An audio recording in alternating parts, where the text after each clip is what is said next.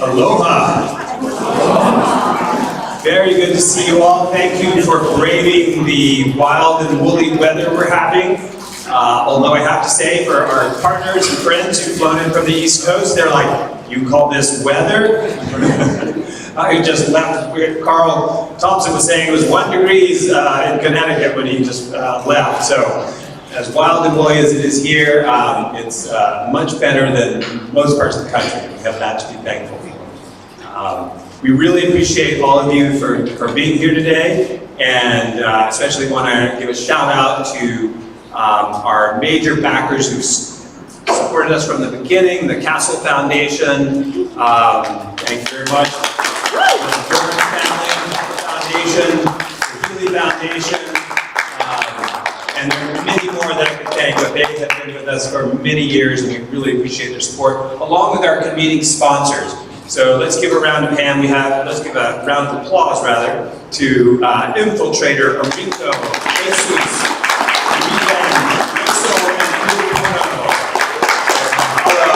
all of you support could not do it without you. And it's great to have us here. This is our 6th annual. The first was started in 2019 with support from the Gates Foundation, and we have a number of people here who are associated with the Gates Foundation. And it shows you what a small world it is that some of us met in Beijing during the Reinvented Toilet Expo, which when you wake up in Beijing and you look and you're part of the Reinvented Toilet Expo, you're like, how did I get here? This was not on my life's plan, things to do. But it was amazing because we realized that it's really an international issue that we're struggling with. We're very happy to have you, and we've got a lot of things to do, and there are going to be a lot of puns throughout this. We're going to be vivacious as always, so look for ways that we use vi in incredibly silly ways. And of course a lot of crappy poo puns, just because it comes with the territory. Just to give you an overview of what we're going to be doing, I see some smirks for those who appreciate puns. The rest of you are like, please do not do too much of that. We're going to have opening remarks from Dr. Greg Asner, which we're really fortunate. He flew in today. He's on his way to Palau, made a special trip. He's going to be talking about nutrient loading on the reefs and his research, cutting edge research, which is exciting. And then we're going to be talking about our programs, water quality, our new EPA grant, and then we'll have a small break, and then we'll talk about this year. The theme is about national perspectives for Hawaii, in that we're very fortunate in that we have a lot of national partners that are helping us, that have really kind of committed to helping Hawaii move forward on this issue. And part of what I'll be talking about next is how this really is a national issue. And we're kind of in a very unique spot in that we're the last state in the country to mandate the conversion of all cesspools and still allow them. But we are on the cutting edge in some ways. So we could leapfrog into being a leader in the country, and that's what is fascinating with us. So we have national perspectives. We have a panel of great speakers. We'll be talking more about our EPA projects and our NSF grant, National Science Foundation, and then workforce development and our role as a technical assistance provider. And then we will have a reception, and I please ask all of you stay for that. We've got lots of food. We don't want it to go to waste, and it's rainy and wet out there, so stay in here as long as you can. This is my team. Our team is just fantastic. I'm really excited. This small nonprofit has grown tremendously. So if the team could stand up just so you can recognize them and give them a round of applause for all the work they've done, the great work that they're doing. And it's very exciting because we've got several new members that we've just hired in the last month or two. And we're very excited to have them on board. And they are truly vivacious. So we have WAI's 5 pillars. This has been revised a little bit, and I also want to recognize two of our board members are here. Ted Boland, if you could raise your hand, and Maya. Ted Boland was a former Deputy Attorney General for the Department of Health, and my mentor and good buddy in this. We also refer to him as the Grand Poobah of cesspools. So we have innovative technology we're going to be talking about. We're going to be talking about community water quality and the good work we're doing around the state, helping communities measure their own water quality and training them to do that. We have workforce development, which Gabby's going to be talking about, and some really exciting news on that front. Education and advocacy, we've had a lot of successes there, and then financial and community resources, which is the field that we're really looking towards, and we're really fortunate to have Gwyn Yamamoto Lau here from the Green Infrastructure Authority, who's our technical whiz on this, on how to do things in the financial world. Some very quickly are major successes. We were able to get a National Science Phase 2 grant, and this was frozen at the beginning of the year, and as some of these grants were, and we weren't sure if we were going to get it, but it's such important work, and water and wastewater is just kind of a very, everybody recognizes a bipartisan issue that needs support, and so that went through, and we're going to have people talking about that today. And people from across the country who come in from that, our team as a national team. Then we have a launch of our new Seasick program, which is getting a lot of attention, trying to fill the gap of information of waterborne illnesses and infections. Christine will be telling us more about that. Gabby's going to be telling us about this innovative workforce development grant that allowed us to expand our existing program across the state. So now we are in every county.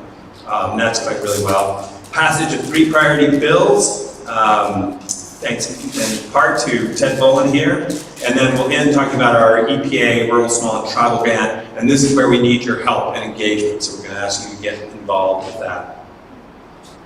Before I introduce one of our speakers, I want to just tell you briefly about an article that was just published a few days ago in Hawaii Business Magazine. It's online, it's not, it won't be available in print until early March.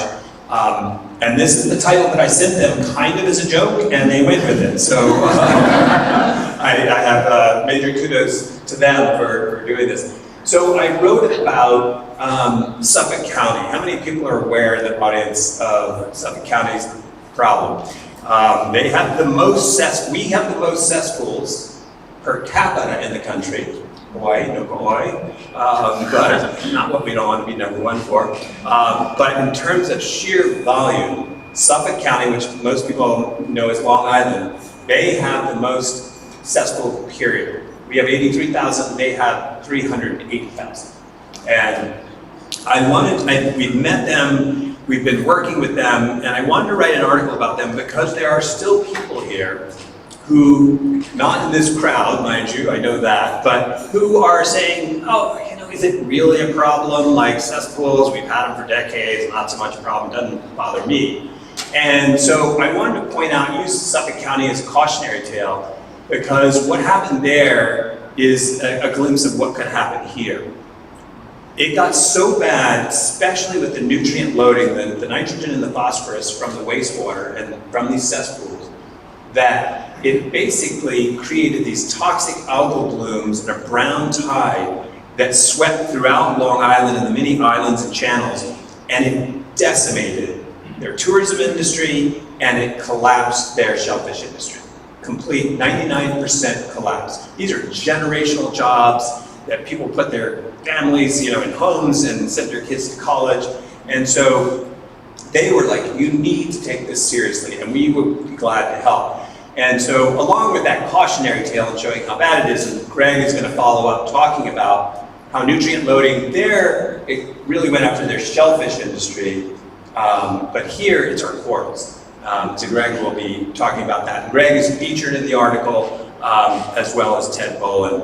And I wanted to show an example because these folks in Long Island, I think like a lot of people in Hawaii, they were kind of like, oh, is this a problem? Is this really a problem?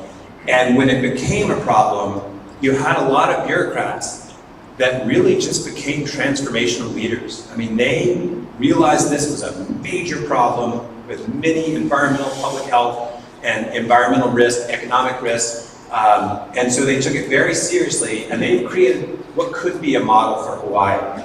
So that's why it's also a story of hope. And I think that's why we're all here, right? Because we have a massive problem to solve, but it is just that. It's a problem to solve. It's not something that we can't do, especially with all the bright minds in this room and on our team and with all the nonprofits and organizations represented in this room. So I wanted to give you kind of, talk about that, and we'll talk about some viable solutions that we're working on. And it's exciting because we've got some technology, innovative technology that can help with this, and then also just innovative thinking in terms of policies, and Department of Health has really kind of rallied to help us with this, and we'll be talking with them tomorrow about real specific solutions that we're working on. And we'll talk about some of those today as well. So now it really gives me it's a great honor and a pleasure to introduce my friend Greg Asner, who I think many of you know of. He's the director of ASU's Center for Global Discovery and Conservation Science. He is also the director of the Akoakoa Reef Restoration Program. They're doing amazing work on the Big Island, West Hawaii, replanting corals. But there's some areas where you can't do that because the coral has been so decimated by these issues and others. So let's give a big warm welcome to Greg Asner.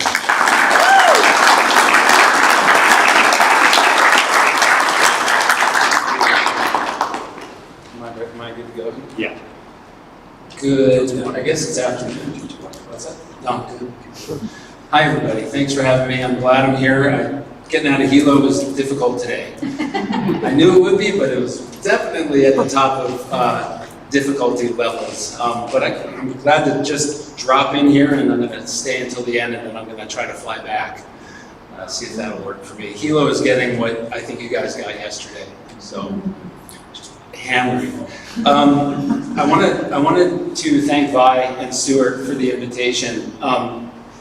It's like preaching to the choir in a way, but I want you to know that the science behind the reef exposure to these things is actually increasing and developing so fast now that I think we're getting information at a rate and at an extent that is unprecedented, and that's what I'll show you for the next 10 or 12 minutes.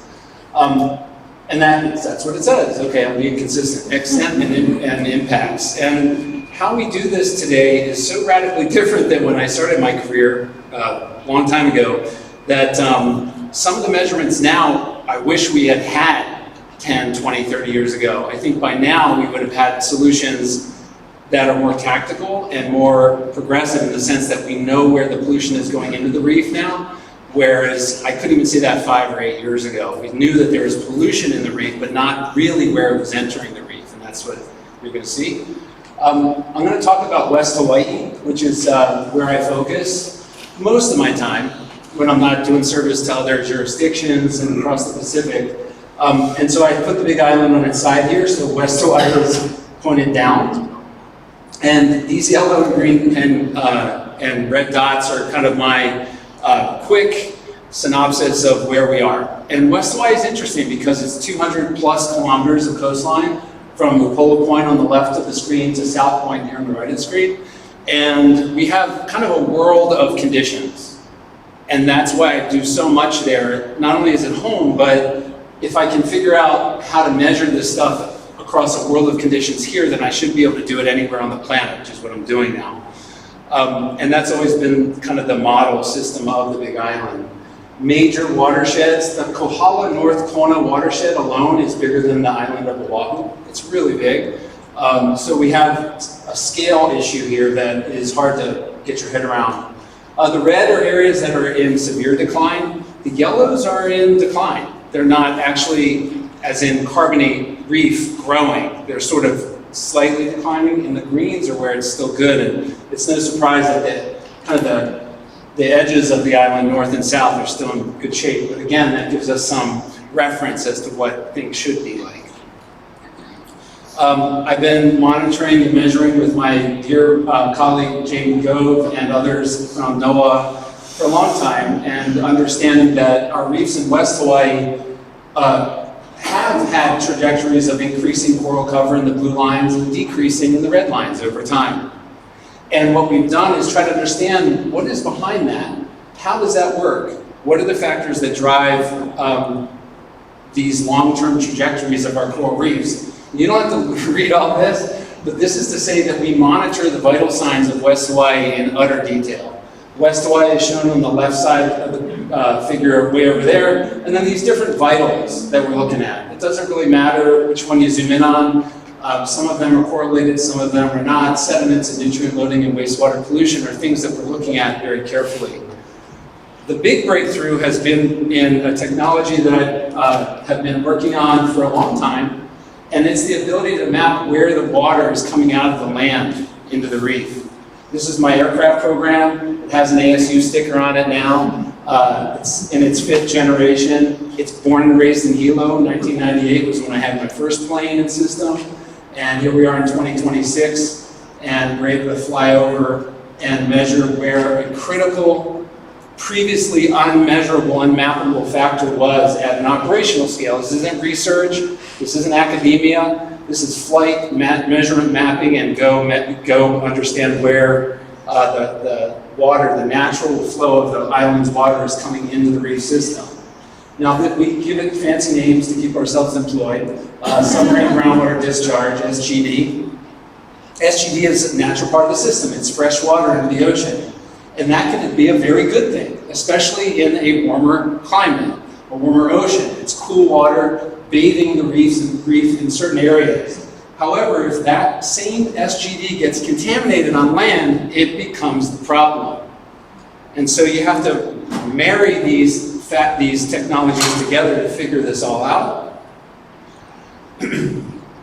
Long story short, we're able to fly over a reef, and we do it quite often, and measure the discharge point, and in the day that we fly over, the plume of fresh water. Now, on another day, this plume might be this way, or smaller, or larger, but the discharge point is always consistent. We've flown these hundreds of times, and we have really high repeatability in these types of measurements. In West Hawaii, and this is a little bit funky to look at, that's West Hawaii, we've measured 1,058 of these discharge sites that just exist in nature. 1,058 of them, just on my coastline. Imagine what the whole state has if you go all around all the islands. It's tens of thousands, probably. And then the amount, these are a little fun to really squint at, but the colors here show these are areas that have high densities of very small discharge points, something that you might swim through and not even notice. Or areas where we have really large discharge points, that's the redder zones there. Okay? So depending on how you break down these discharge points, your map will look different, from lots of small ones in red to a few big ones in red on the right side. The point being that that is now fully operational. It's not research. It's not playing around with academia. It's just doing it and getting the measurements. Once you have that, then you can do the arduous job, which my team does. This is led by a bunch of people in my team. I don't want to take too much credit for it, but they go and they measure these discharge points repeatedly in a fashion that takes care of the tide, takes care of the time of year, and all of that stuff. And what they found is that in the discharge points that we mapped, 42% tested positive for something called fecal indicator bacteria and elevated nitrate. I didn't put that in the slide, I just forgot to. So that's a lot, just in West Hawaii, 42% already. And people think of the Big Island as not that developed yet, but 42% is 42%. Critically, one of my brilliant scientists, Kelly Handula, started modeling those contaminated zones relative to the distribution of land development. These dots are different locations of IWS, individual wastewater systems. And modeling, okay, are there areas where we're seeing the contamination in the water from the aircraft and the field measurement program relative to where the development is on the Big Island? The answer is yeah. There's a very strong connection, indisputable connection, between where the development is densest and where the discharge is most contaminated. And from that, she's been able to project out along the entire coastline the probability of contamination. Red is bad, green is good.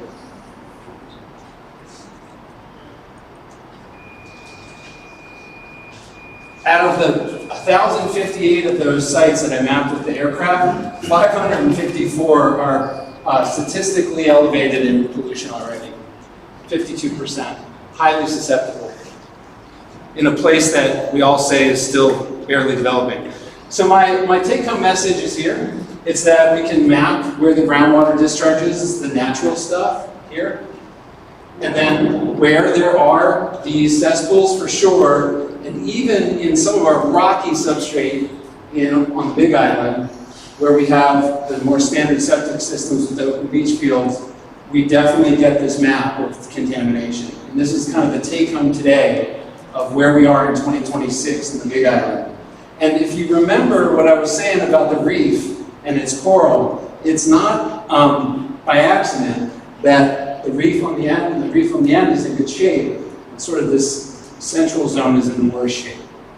It all connects, literally and scientifically. Thank you.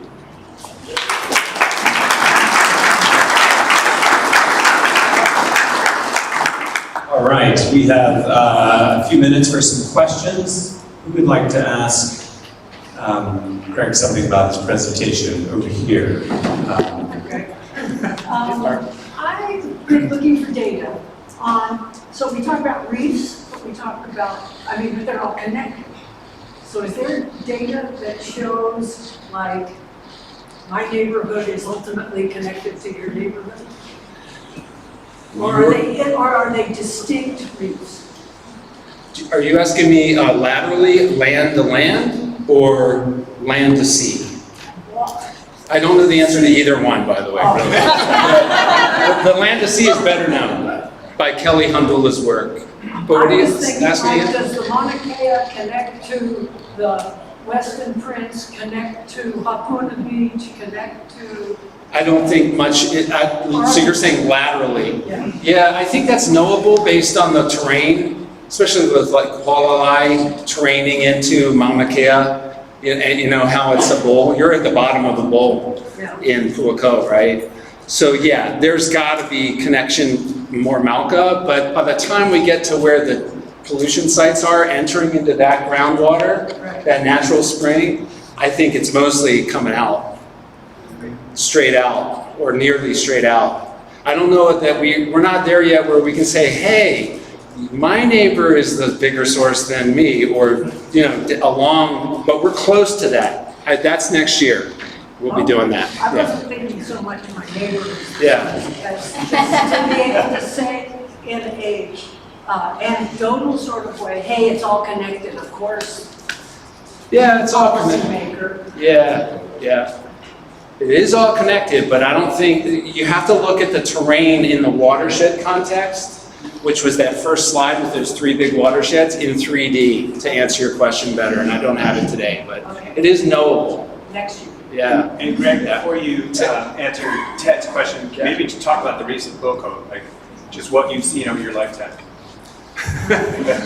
He's such an advocate. So I appreciate that. Yes, so I'm in my 32nd year as a scientist, and when I started, it was 70% coral cover, and today it is 7. That is a number that comes from Jamie Gove and Maya's lab. And so, yeah, we've had a severe decline there. Unfortunately, that reef, the good news is that the south part of that reef does have some potential for some restoration. The north side's in worse shape, but even in a place that is like the poster child for the problem, there's a gradation of potential for restoration in these places. So I don't want to be totally doom and gloom about the possibilities there, but we do have to stop the pollution coming into Puako Reef. Ted? One of your last slides had a bunch of red dots somewhat distant from the ocean, it looked. And I'm wondering if the ones that are closest to the ocean are the ones that are putting most pollution in, or can you go farther up and see that one? Yeah, summarizing Kelly's work, she found that 80% of the signal is within 500 meters of ocean. So it's nonlinear. We shouldn't put it on our shoulders to fix stuff equally. This coastline has got to be the major push, without a doubt. Yeah. But coastline goes up, you're saying 500? 500 meters, yeah. Yeah. Maybe I didn't, yeah, I put 500 meters there. This is me titrating a huge amount of this person's research into one slide. But yeah, it's non-linear, so the stuff down low is most of the problem, and the stuff up high is less of the problem. The hardcore geologist is going to tell you that this does contaminate the groundwater, and that is true, but it's not linear. The stuff at the coastline is a much bigger role than the stuff inland, for sure. Yes? In the vein of applied research, I was just curious, are you working with folks at WAI County or state level and using this research to inform change? I did not pay that man to say that. But yes, so I was so happy that Mayor Alameda, WAI County's mayor, had people like Stuart, me, Jocelyn Herbert, people who are working on the problem from different angles and perspectives to be on his cesspool conversion task force. And we just issued the first report in December, and that report's available online, and we identified 4 or 5, I'm losing my memory here, 4 or 5 pilot regions that are must-do regions. So this mayor has been really trying to get his arms around this problem in what I would call a tactical approach. The strategy of fixing the whole island is hard to get your head around, but there are tactical interventions that can be taken now, especially in some of these key coastal spots. I happen to have Honanao Bay there.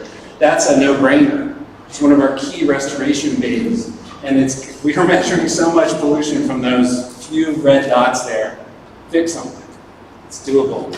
That's a tactical intervention. Yeah. So you mentioned nitrate. Are you seeing TKN as well? I don't know it is in the data, but I'm not sure off the top of my head. I just tend to hear from my staff that, wow, nitrate levels are sky high here or there, and FIBS levels are sky high here or there. TKN, any of the other measurements, phosphorus, there are elevated spots, but I don't have them like at the podium off the top of my head.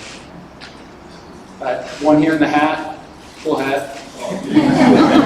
That's my moniker.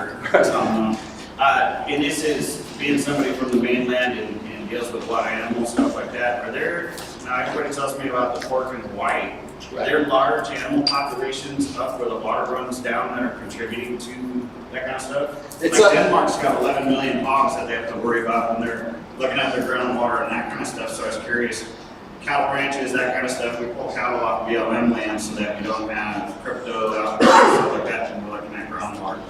I was curious about that. Yeah, it's a great question. We've spent a huge amount of federal dollars trying to figure out the answer to some of that. The cattle ranches, I don't know the answer. Sure. We have a goat population that comes and goes, and for a long time we were trying to fool around with the C13 isotopes of the dissolved organic matter from those animals, and we don't see anything. We don't get anything out of that. That's the burning of a lot of research money. So instead we just track where the goats are. Right. And a lot of these reefs that are polluted don't have goats. So it's sort of like saying, okay, these areas just don't have them, but we're seeing high pollution rates in these areas. So we're doing it by process of elimination, I suppose. The cattle ranches are much more Malca, but I don't think we have any data on that. Yeah, and this would be in grassy, soily area, high soil content areas, so I'm not too concerned about it off the top of my head. But nothing about pigs? Feral pigs, on the Big Island, we don't have a ton of them down low. They tend to be also more out in the woods up here. So that's all I can say. That's all I know. All right, we have some time for one more question. Sure. Yeah. Hey, thanks, Doc. Just a question, do you think any of the lava tools related to a lot of things you find with your plumes? I mean, from Yeah. what you have with all your assessments on top, are you guys planning to run LiDAR to double check to see if you can find how your plumes are created, that you can probably locate the high source of where this concentrations are coming from? I just got chicken skin because we have an ad that we're putting out for a postdoctoral line on the geological side to try to understand some of that. The reason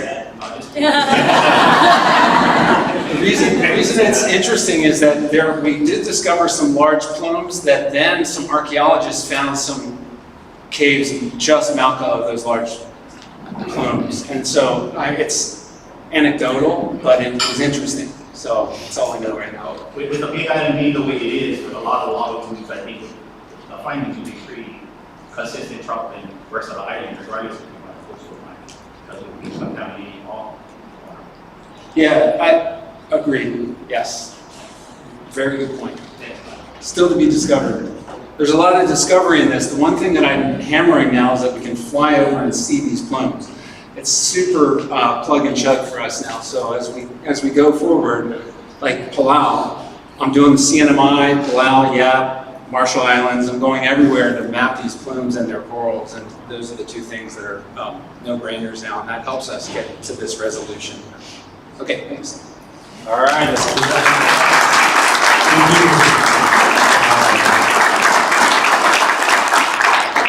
As you can imagine, just his cutting edge science has helped our cause so much with this. And we are very lucky to have on staff not one, but two PhD candidates at the University of Hawaii at Manoa. And Christina is going to tell us more about water quality issues, building on what Greg just said. So let's give a round of applause for Christina.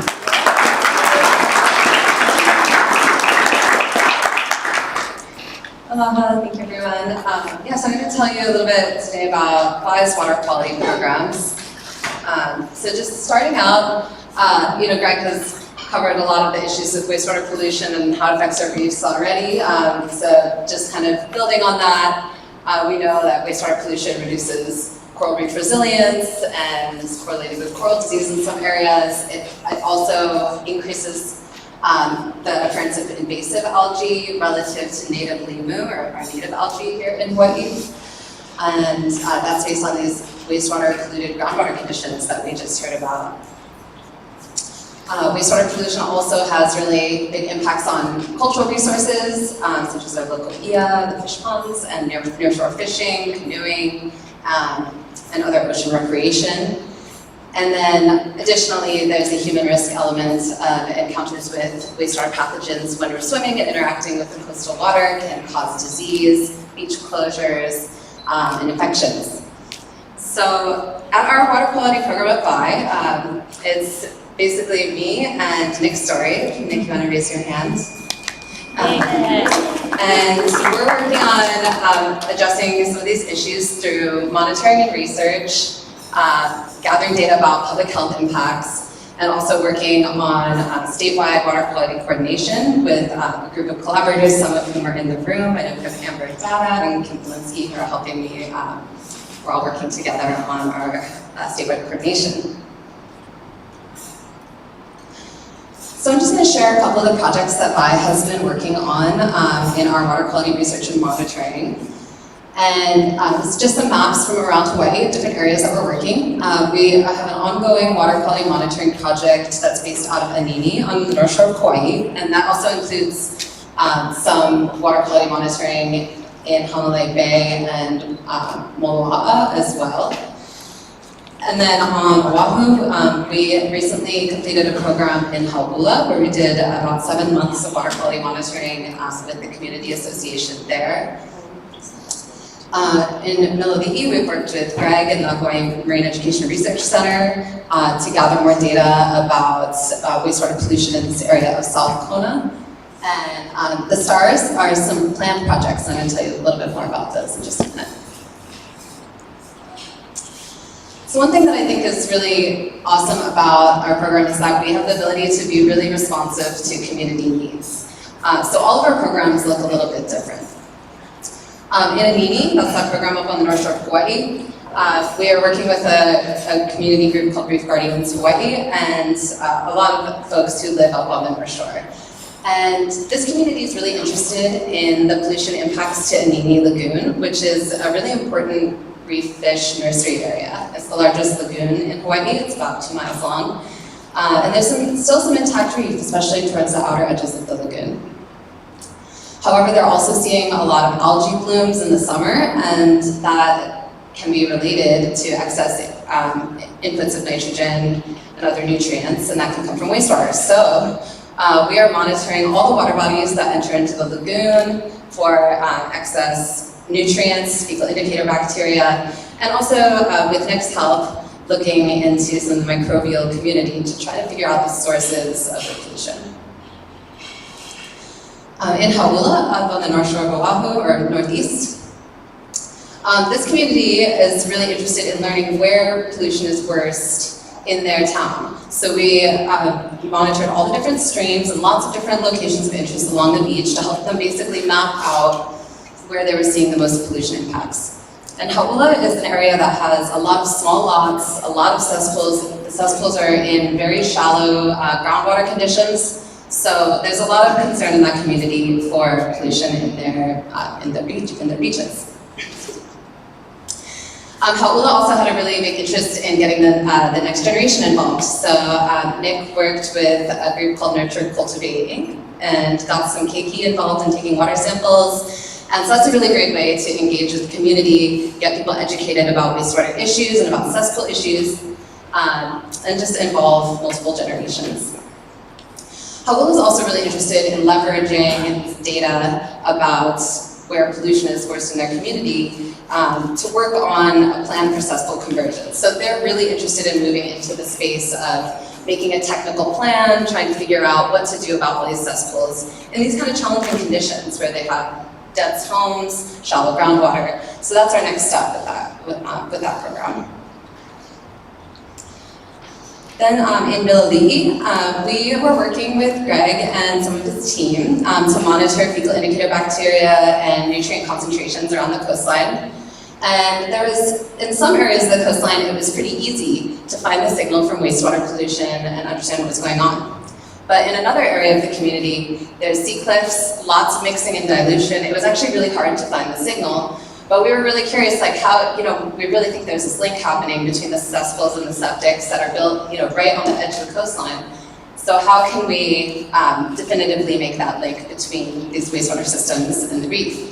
So we had the opportunity to do some innovative science and use some advanced techniques to draw that connection. So we worked with, we attempted to use isotopic techniques using algae, and that one it was still hard to see the signal there, and then we were able to actually make the connection using some advanced microbial techniques. And again, shout out to Nick for your microbial expertise on the team.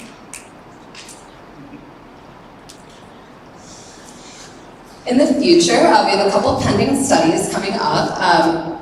We're going to be doing a couple dye tracer studies. Dye tracers are a really great way to show a direct linkage between a cesspool and the ocean. So one area that we're going to be doing a dye tracer study is in Kapoho, which is Sharks Cove tide pools up on the North Shore of Oahu. And there's a county septic system that's at the beach there. If you guys have been up there snorkeling, you'll probably see it's right kind of perched on the edge of those tide pools. And the question is there a direct connection between this septic system and sewage that's been detected in the tide pools? There's been studies from University of Hawaii scientists that have found wastewater markers in the tide pools. There's always, there's always kids and baby reef fish. They're all hanging out in there. It's not a good place for there to be a high wastewater contamination. I mean, nowhere is really. So one thing that we're trying to do with this dye tracer is to look and see if that county septic tank is actually going right into that tide pool area, and if so, we can leverage that data to help get that system fixed. And hopefully with the help of some of our innovative technology partners, we can come up with a good solution to improve that system. We're also planning a dye tracer study in Kealakekua. So this will complement a lot of the work that Greg's team has been doing, looking at the submarine groundwater discharge plumes and the fecal bacteria nutrients. along the Kona coast.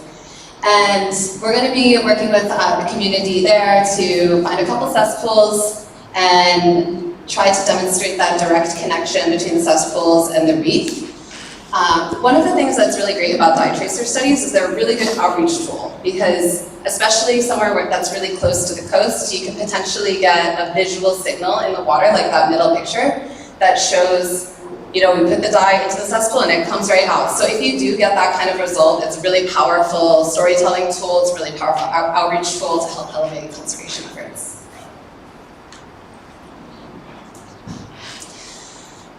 Okay, and finally, I'm going to share a little bit about our new program, which is called CSync. So we're shifting a little bit more into the public health and human risk category here. So with all this wastewater pollution that's occurring throughout the islands, there's a lot of incidences of folks getting sick, getting cuts that have been infected, and a lot of these things are pretty minor and kind of clear up on their own. Maybe you might get a stomachache, gastrointestinal thing, but it gets better in a day or two. So these illnesses are not necessarily getting reported to the Department of Health or tracked in any meaningful way that links it to wastewater pollution. So just curious, has anybody here ever gotten sick after being swimming? This happens to me. Yeah, lots of us, right? So this is a kind of a community storytelling data collection exercise where we created a survey, and it's a really simple, short survey where you can fill out, you know, where you were when you got sick, what your symptoms were, and a couple other things about the conditions on that day, and if you had any kind of financial impact from getting sick. It's a really short survey, and basically we're just trying to collect information from the community to see where this is happening most often. We launched our program in December, and we've already gotten 41 responses from all different islands. So this is hosted on our website, so if you follow that QR code, it'll take you to the survey. So if you did get sick in Hawaii at one point, you can just fill out the survey, please, and it would be super helpful for our program. We'll get you on the map. And then there's also a link to this map. And if you're looking at this map on your phone or computer, you can click each dot and it'll show you what type of symptoms happened and what the conditions were at the time. Yeah, if anybody would like to share their story, we would love to include it. We'll be updating the map monthly, and I think that's it. Yeah, that's it for me.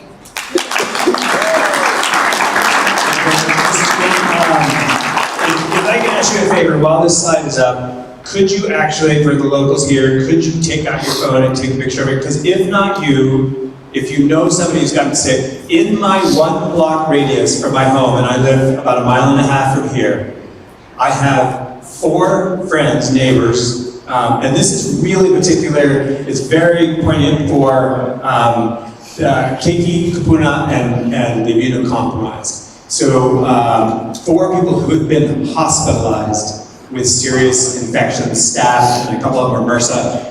2 of them were hospitalized for a number of days. So this is a very serious issue. It's underreported. We're working with the Hawaii Climate Change and Working Group, and they were just fascinated. They were like, we definitely want to work with you on this. This is a data gap. And so quick temperature check as well. How many people are the right temperature right now? Are cold? How many people are cold? Okay, so we can turn down a little bit? Turn down a little bit? Perfect, thank you. We literally have time for 1 or 2 quick questions for Christina. Yes. You mentioned the direct connectivity like Shark's Cove. Do you actually have any data yet of certain specific coastal areas that show that direct connectivity, whether it's 2 hours, 2 days, or Yeah, so for the dye tracer studies, we're collaborating with and getting some advice from Dr. Stephen Colbert, who's at University of Hawaii at Hilo, and he and his team have done some dye tracer studies on the Big Island that have shown very short, like hours to days, direct connectivity between cesspools and the ocean in a couple different locations on the Big Island. Yeah. how do we get that data, or where we get it? So that data is, it's published in the scientific literature, but I believe there's also some news articles about it. Nick, do you know if there's some articles that are Reach out easily to me. shareable? Yeah, fine. We can definitely share out the articles and the information about that, yeah. I thought they I almost thought, I talked to a pump tank company, or like a pumper that goes by a lot of those beach parks on a like morningly basis. They might just be taking solids, but I always kind of thought they used those septic tanks like holding tanks. Do they definitely, those are seepage, or I mean, those are leach fields and septic systems?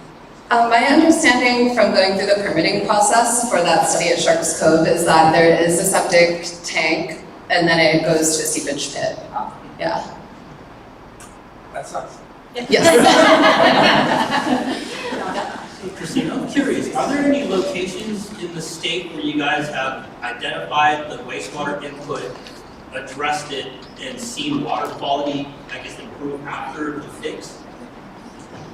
That's something I would really like to see happen, and I think that with a lot of these places that have wastewater contamination from multiple cesspools and things, it's, to really see an improvement in wastewater, you need to convert multiple cesspools. And one example that I'm thinking of, I'm not sure if I'm going to remember the results precisely, but I know the WAI Foundation did some cesspool conversions along the Waipaw stream in Hanalei on the North Shore of Hawaii.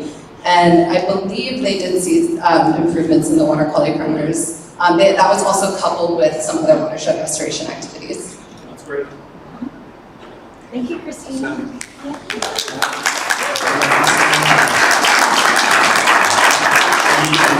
doing amazing work, and it's so cutting edge, and we're lucky to have them.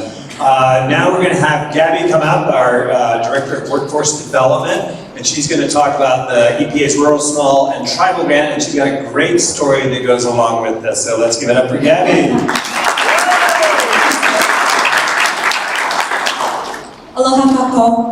Today we're going to talk about the new EPA Rural, Small, and Tribal Grant project that WAI has just started. We were the only new recipients of this award this year, so if you were here with us at the convening, our last convening was September 2024.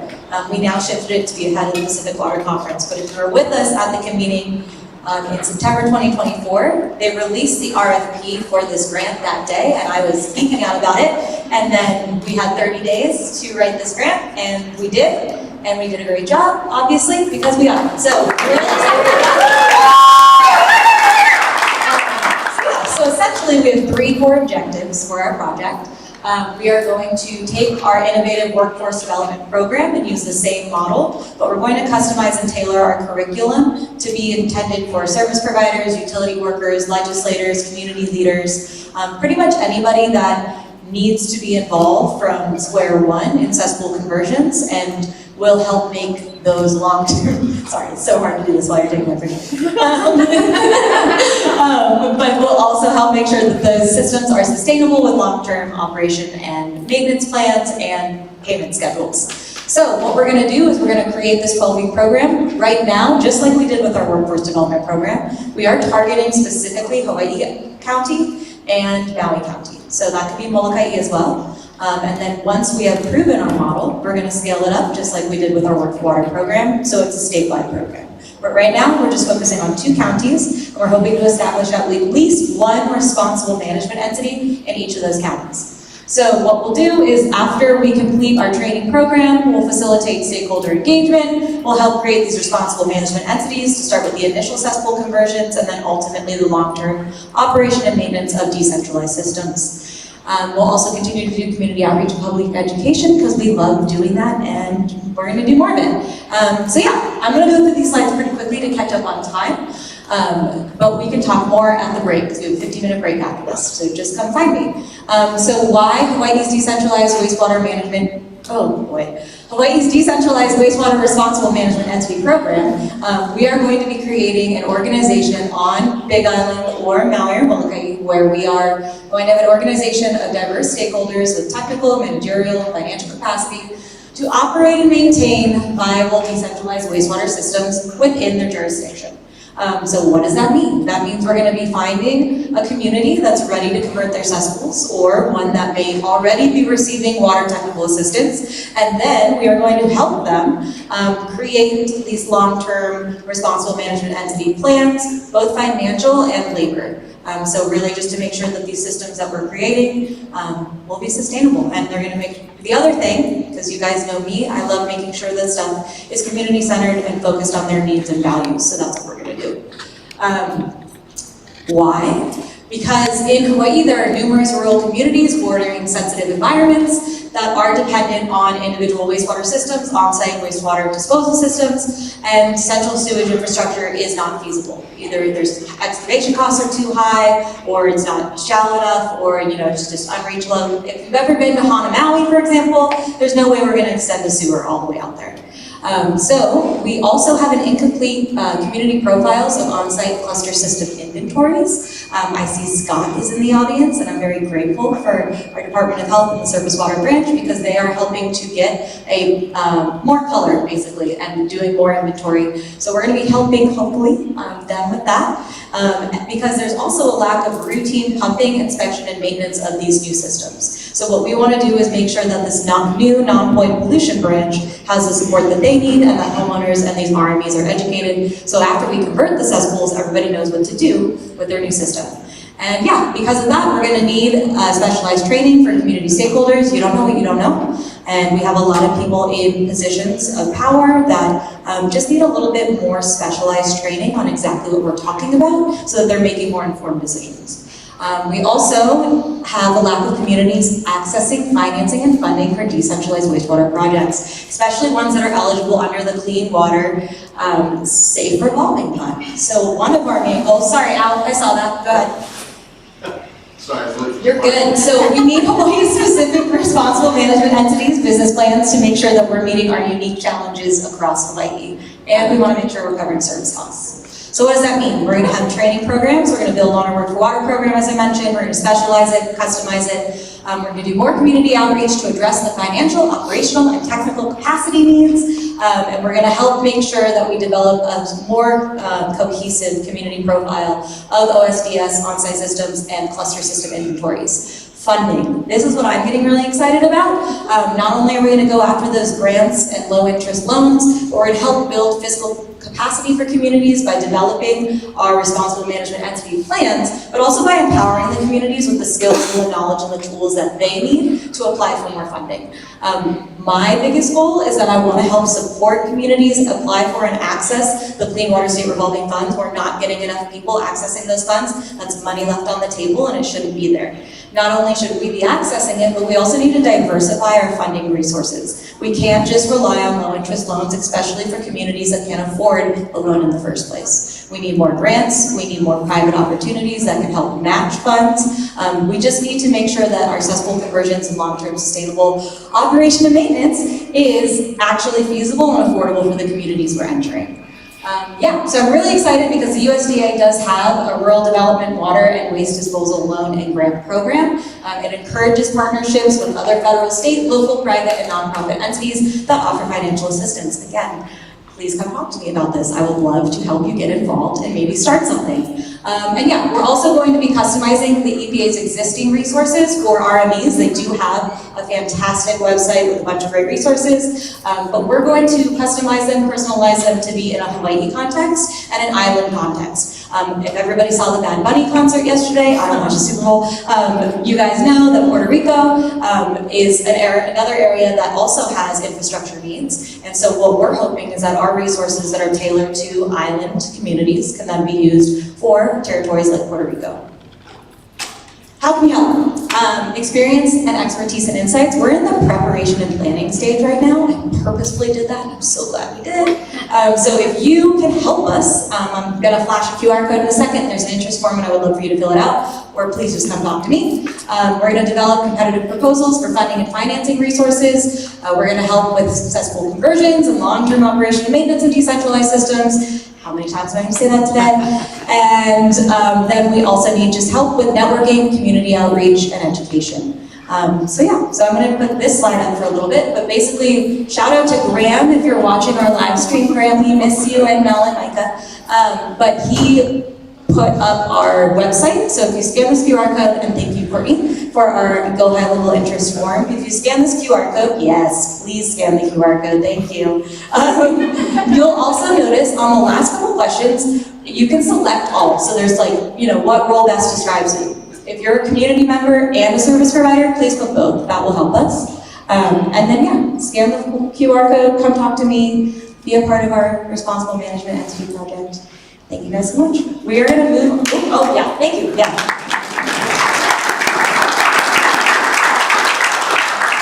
We're gonna take a 15-minute break. We're gonna reconvene, what time is it? Did I do that? Oh, okay. Sorry, I made up for the time, we did it. So 3:40 is when we're gonna come back. What they can ask me in the break. Okay. We're gonna stay on time. Oh, that's good. Yeah, I thought you'd like that idea. Okay, we're gonna keep this slide up during the break. So if you'd like, as soon as we come back, we're gonna have our national stakeholder panel, and you can actually scan these QR codes and get to know our speakers a little bit. If I could just have our speakers raise their hands right now so that we can bombard you. So sorry, there you are. They have these beautiful sleighs on, so, make sure you go talk to them.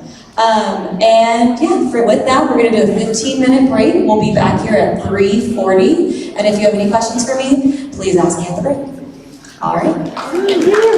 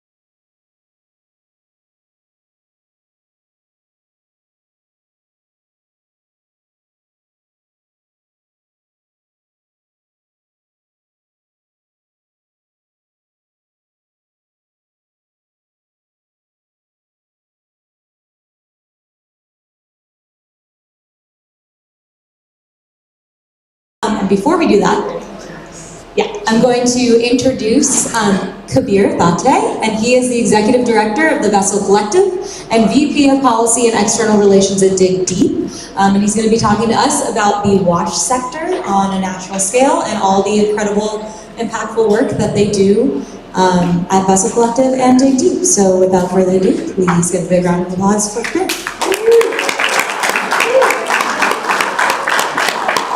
Hello, everybody. What a brilliant room of wonderful scientists, engineers, technologists. I'm just a recovering economist and policy nerd. You may recognize me as Carlton from The Fresh Prince of Bel-Air. I look different, and I'm also younger, but it's fine. I want to give a couple shout outs first. Al Smith, incredible human being, say hey. Cool hat guy, don't know your name, but got a cool hat. The entire WAI team for all of the incredible work they're doing in Hawaii and in partnerships across the country, bringing their expertise and their wonderful knowledge to folks that may not know about cesspools but are excited about the technology and the opportunities we can collaborate across the country. You probably see that I was a little prankster here at the beginning. I tend to couch things in joy and laughter, try to open it up that way because obviously all of us take this work very seriously, and what I'm about to talk about is pretty depressing. So, I think we have a tendency to depersonalize a lot of the work that we do, especially if we're not in community. But if you feel like it's part of your heart, it's part of your everyday that you wake up and you go to bed and you feel something for the work that you're doing, it's personal. Don't make it about you, but if you care for community, if you care about the work, make it personal. So, I open with that because we are in the midst of a lot of crises, but I'm here to talk about one specific crisis, the water access gap. Right now, there are over 2 million people in the United States that still live without a tap or a toilet. They are turning on their taps in the morning, they may not even have a sink, and nothing is happening. They flush their toilets, and it may go into their backyard where their children are playing, where they may source their water from if there's a well nearby. These are families. I want to couch the reality of the situation. I think all the folks that work in cesspool work across Hawaii know the impacts on the environment and the other pieces, but I think the stories about people really ground the work, and I really appreciate you and all the folks that are constantly talking about the impact it is having on people, on families, on children. But think about it. There are, across the country, many families every single day having to drive tens of hundreds of miles to pick up their daily water needs. They're hauling it in trucks for bathing, for cooking, for all of the things that are really important for our daily needs. I feel very privileged that I got to wake up this morning and turn on my shower and not think about it, that I can grab this cup of water from the back of the room from some mysterious source and not think about it. That there are so many people across the country that don't get to do that, and there are tens of millions more that face water insecurity in all kinds of different ways. Flint, Jackson, you name it. So fast facts, I'm gonna throw a couple things at you. There are, like I said, 2 million people plus. It could be upwards of 10 million. We just have terrible data in our country and not a great way to be able to measure it and update it as time goes on. The gap is also very racial. Folks may not be surprised to hear that. If you are Native American, you are 19 times more likely to lack running water and sanitation than a white American. If you're Black or Latino, you're twice as likely.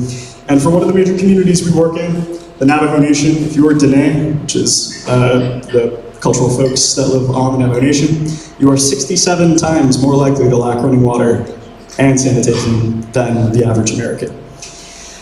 This gap has pretty huge measurable impacts. Obviously there's a moral and a human and a health component to all of it, but there's also an economic loss. I told you, recovering economist, I'm gonna come back with some random numbers.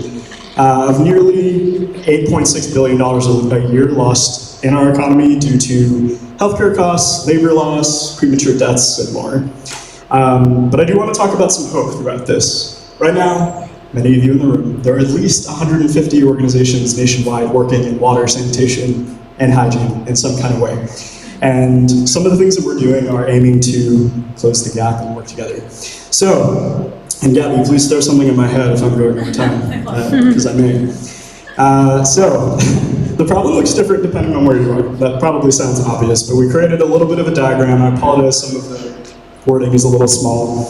But you can see across the top that there are diverse contexts in which access gaps occur nationwide. Geography, population density, existing infrastructure, and governance structures are combined to create distinct situations that require very different approaches. And the solutions are never one size fits all, right? A remote Alaska Native village may require something fundamentally different than border communities in Texas and New Mexico, even though both lack adequate wash services in maybe the same exact way. On the top part of the screen, you can see that this is the representation, particularly the hotspots for the 2+ million people that are experiencing water insecurity in the country. And the bottom is 40 million plus. So the top includes, if you're looking more at the city landscape, urban edge, and what we call donut hole communities, which are a lot of communities that are essentially, they were built around the actual community themselves. Many of you may have heard of the transportation issue of highways either bulldozing through historically diverse neighborhoods in a lot of cities across the country. There's a similar issue, kind of the opposite, with a lot of communities like this where infrastructure was just built around the neighborhood instead of through it, even if it was more expensive during a period of time. That is a failure of our governance structure. It's a failure of the work around there. Like I mentioned, travel communities are experiencing this very acutely. And then rural and remote communities face some of the biggest impacts. These are everywhere from, like I mentioned, the Navajo Nation, to rural Appalachia, to Texas, Alaska, Alabama, you name it. I'm going to be focusing on the 2 to 10 million, so I'm going to skip over to the bottom, but I'm happy to talk through all those other contexts as well. Unsurprisingly, barriers are very connected. These are some of the root causes, and I'm sure whatever the work you are in, whatever state or whatever context you may have, each of these is probably relatable in some kind of way. They're all representative of the pieces that I talked about before. And as I mentioned a bit, some root causes are the result of historical decisions, such as whom to prioritize for service, what technologies to deploy, and where to allocate resources overall. Others are due to geographic isolation, challenging terrain, technologies that were put in place that just expanded a lot over time, like cesspools, right? So the barriers we face today are immediate, they're interconnected, and they're the tangible obstacles that communities, utilities, and policymakers run into when they try to improve wash access. We know these barriers can be overcome. We've seen promising models all over the country. I'm going to talk about a few that we've been able to operate. But I do want to, before transitioning into my intro, which I failed to do at the top, is that investment is a good idea, not just for the fact that we are getting a human right to water, if you believe in the civil right to water. It's not just about bettering lives for our neighbors, our families, our friends. There's a huge economic indicator. For every $1 invested in closing the water access gap, we'll get a $5 return. So that's a better economy, a better local economy, better healthcare outcomes, more jobs. It's a long-term pipeline for the final 2% of the country that's been left behind for way too long. So I'm, spoiler alert, going to steal the first question for the panel because I'm already up here. So I'm going to talk about, dig deep into Vessel Collective's work a little bit, and the moderator can skip me when we get there. So, Dig Deep. We are a human rights organization that works across the country after co-discovering this problem with a variety of different organizations. We started with the Navajo Nation in the American Southwest, these 3 orange states, about at the kind of the triangle of the 3 states down there.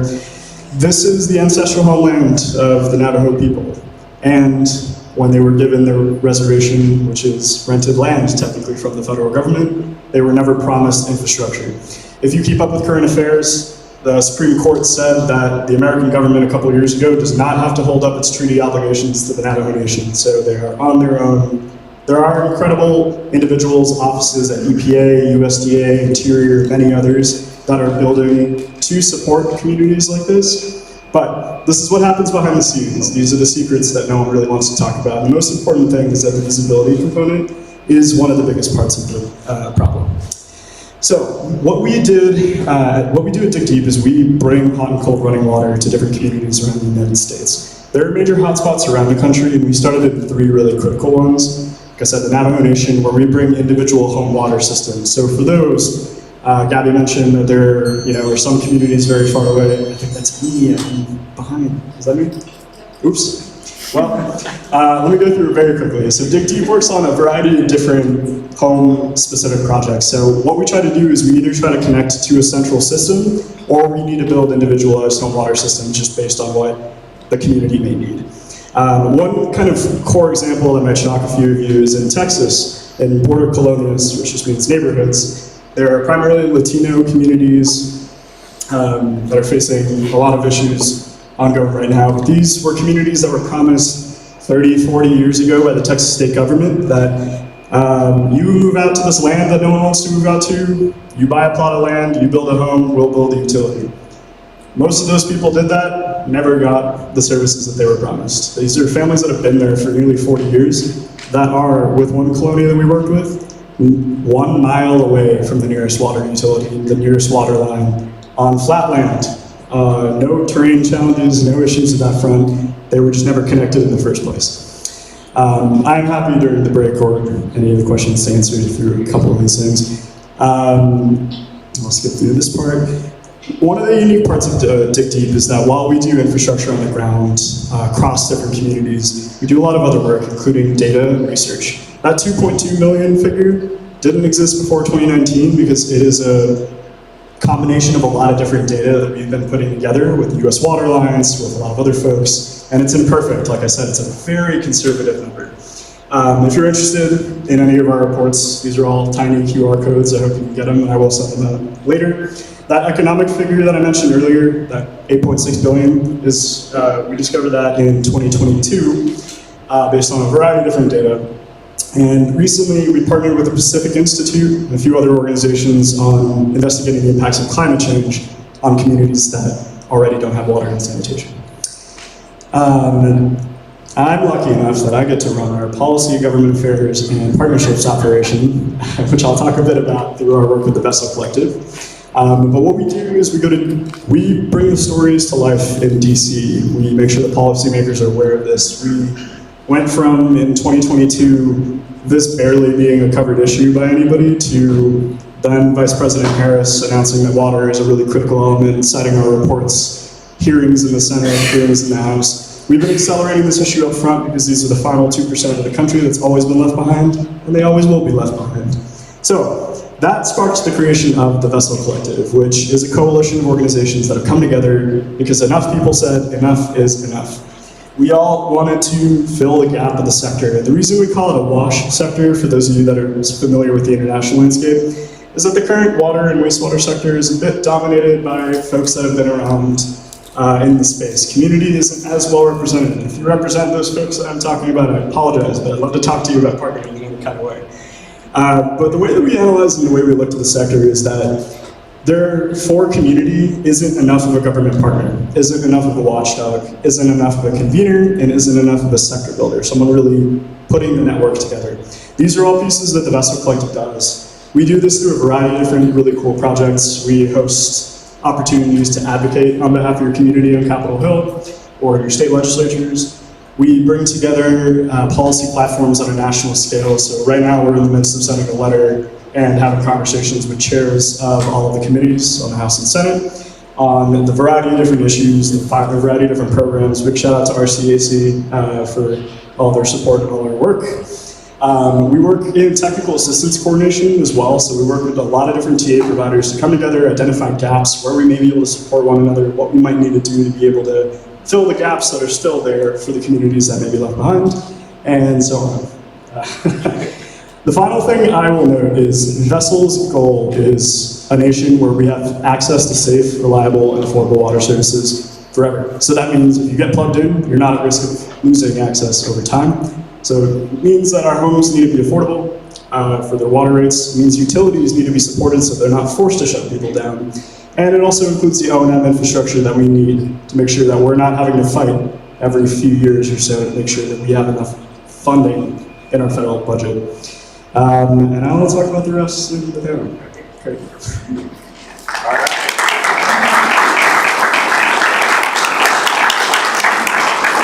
And Kabir gave a shout out to Al. Al, working with Dig Deep, really brought us on the national forefront because we were working on this report that Gabby will talk about later, and it helped take our local nonprofit and put it on the national kind of radar, because he helped lead this report. And now we're working with Kabir, and it's really like we have a very, very strong coalition across the country that are representing underserved populations, but then it's also being really business savvy and saying, this is good for all of us, because that's how we are. We want, this is good business. It's good for home values. The more we do this, the more we improve our water quality, we improve our area as a destination for people to come. So they're going to see a lot of kind of national connections as we go forward. But let's bring up our panel, if you could come up for us. We've got Carl Thompson from Infiltrator, Mike Saunders from Arinco, Emily Stewart from Bruce's, Aaron from Lixil, and we've got Kabir, who's going to stay up here for Vessel. So please just make your way. Carl, we're going to put you, we'll be kind of starting with Carl, so Mike, and then Kabir. Maybe if you guys actually can move over one, then we'll put Kabir over there. Thank you so much. And so we're really delighted. These are people that we've been working with for a while, who are nationally known. Carl's the former, president of one of the leading organizations, NAURA, National On-Site Wastewater Recycling Association. And so all of them are, very distinguished in their careers and have decades of experience, except for maybe the, 3 on the end. But do you like how I did that, Carl? Mike? Yeah, no. I was like, you're with this group, yeah, over here. All right. Emily started when she was 2. Yes, exactly. Obvious. And the other ones are just prodigies who started very young. Yeah. Can you have a, no, do you guys have a microphone? Okay. Over here. All right. So our first question is, please tell us about yourself, your organization, and your impact involvement on the water, sanitation, and health sector, the WASH sector. So we'll go down this way. So we'll start with Carl. If you can introduce yourself and. Thanks. So first off, it's an honor to be here. I am the guy from Connecticut. When I was driving to the airport at 3 in the morning yesterday to go out, it was -1 degree and there's a foot of snow on the ground. So, when it's that cold and that snowy, I don't even want to go outside to walk my dogs. So even though you guys are having advisories here, I got up this morning and I went swimming in the ocean. So it's not that bad. It is really not that bad. So as Stuart said, I work for Infiltrator. I'll tell you a little bit about Infiltrator, but I'm also the government relations chair of NAURA, the National On-Site Wastewater Recycling Association. If you don't know about NAURA, talk to Dennis and Fran Boma in the back. They're starting up a Hawaii chapter of NAURA. NAURA's got about 6,000 members. They support on-site and decentralized. I'll tell you a little bit about what we're doing with some federal legislation. Hopefully we'll get Gabby some more clean water SRF funding coming around. So anyhow, go to the next slide. So Infiltrator, we're founded in 1987. We're over 1,000 employees. We've got manufacturing in 9 locations. We've got about 190 patents granted. What we really are, if you go down to the bottom, we're the largest manufacturer of on-site and decentralized products across the U.S. And so most of the on-site systems that were installed in the U.S. And Canada last year used some kind of Infiltrator products. We do have partnerships with Habitat. We give away 50 on-site systems a year to Habitat for Humanity. Anybody doing Habitat work? Here at Habitat? Yes, all right. Great. So we love working on these Habitat projects and working with NAURA as well. One thing we're really proud of at Infiltrator is we use recycled plastic to build nearly everything that we use to recycle wastewater. We are the second largest recycler of plastic in the U.S. last year. We hope to be number 1 next year. And we consumed about 150 million pounds of plastics last year. We use that to make a variety of products, including septic tanks and modern engineered drain field components. These are some of the things we make: tailings drain fields, combined treatment dispersal, advanced treatment systems, risers, pretty much everything that you would need for single-family on-site or community decentralized systems. All right, and then we'll move to Mike Marinko. So when I found out I had to introduce myself, I was thinking about an Einstein quote. I have no special talents. I just have a distinct passion for solving problems, or something like that. And this is so true. I got into engineering by accident. I was looking at a book one day and saw, oh, engineering's cool. Next thing I know, I'm in civil engineering. Then I took one wastewater course, thinking I was going to be a transportation major. Then somebody told me about a job at a local utility. I joined a local utility. Then all of a sudden I found out that they had a septic to sewer program for 48,000 failing septic systems that were polluting a national estuary. And we had 3 commissioners run on anti-sewer platforms to kill the program after spending $20 million. So I always tell people that's where my career launched, is, well, where do you go from here? So I spent 10 years trying to figure out that problem. After figuring out the problem, then it was pretty natural to join a Renko system, and I'll explain that in a second, because the end result of all this was there's better ways to do wastewater, or at least different ways to do wastewater, and that was where my passion came from. It's really thinking about non-traditional spaces and technologies on how you could get this done, and it's kind of led me through today. And the interesting backside of that story is now when we hire engineers, they don't teach in engineering schools to this day, decentralized treatment, alternative wastewater. I love asking them after 6 months, are you an expert? Yes. Yeah, and I've only been here 6 months. I'm like, no, you're in the top 20 in the country right now. So next slide. So anyways, a little bit about Renko. So you just saw in the last slide, we got bought. A year ago, September, Infiltrator purchased us. So before that, we were founded in 1981. More than 40 years as a family-owned company. And really the big takeaway here was Renko was our founders. One was a college professor. One was a local municipal engineer. And guess what they were trying to solve? Failing communities' septic systems. And they were out in the mountains trying to find solutions. They heard about liquid-only sewer and step systems, and they worked with sand filters. The next thing you know, they're building it in their garage. And they led to us getting purchased a year and a half ago, and today Renko is kind of synonymous with this whole thing of passive solutions and finding, to this day, if you ask us about our products, we're probably going to talk about our solutions. We really are. We're just engineers trying to figure out how to fix stuff. So liquid-only sewer is one of our primary topics here, and liquid-only sewer, if you're not familiar with it, you hear about gravity sewer and lift stations, and it's deep pipes and big pipes, and that's what the engineers know. That's what I was taught in school. What we do is a little bit different. They're itty-bitty pipes, mostly 2-inch pressure pipes, just buried below the ground surface.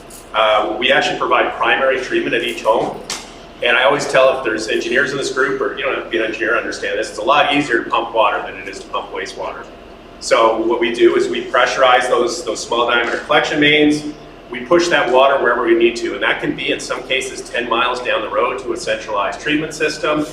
We can pull off of there in multiple locations and provide decentralized treatment, and we try to do that in a really passive approach. So when I say we change the way you think about wastewater, this is how we change the way you think about wastewater. It's a completely different way of doing it, and I'm going to say, personally, for me, this has been one of the most gratifying things. Is I'm 30 years into wastewater. The last 20 plus, and I've been talking about this stuff. It's just so cool. You're a teacher. I'm not selling anything. I'm out there teaching people about different ways to do stuff. So I think that's it. All right.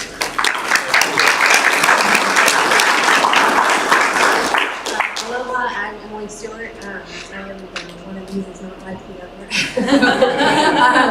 I'm part of ACES, American States Utility Services. We are the military service group side of American States Water Company. So we are the municipal, the large system supplier.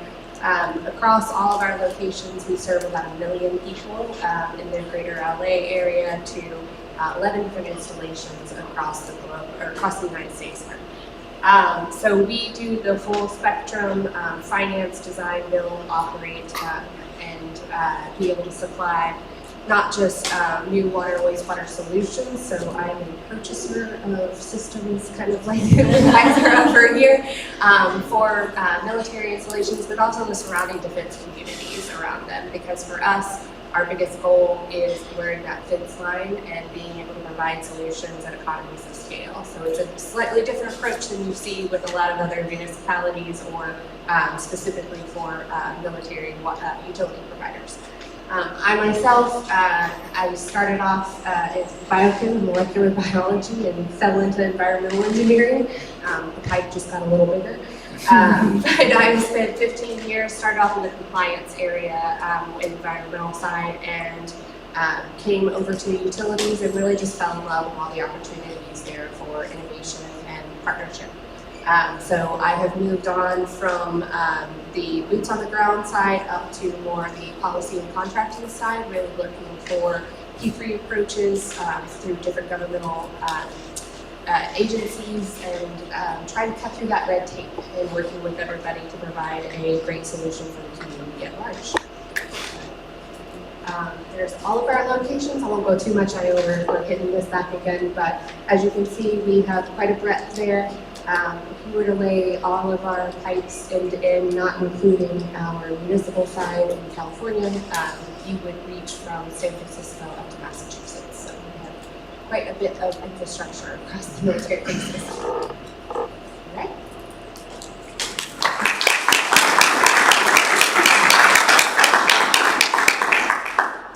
Hi, I'm Aaron Forstokes, and thanks for having me here. I'm really excited about it. And I get kind of similar to the last two. I kind of got here by a fortunate accident. I was one of those people that was a bit strange and really liked college and stayed as long as I could. So as I continued trying to get more experiences, I was applying for grad school and actually was interested in water. And my future advisor was like, well, I've got a wastewater project where I really need somebody to do applied stuff and travel a lot. And I said, cool, let's do it.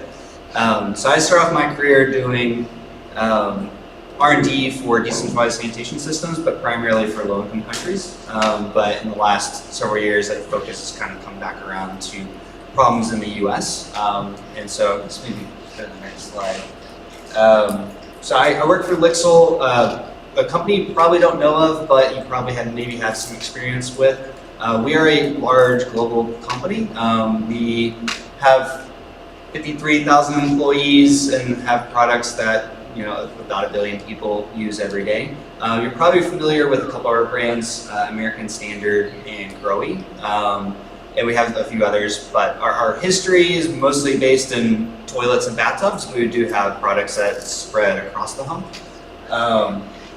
And yeah, so our company's mission is to make better homes a reality for everyone, everywhere.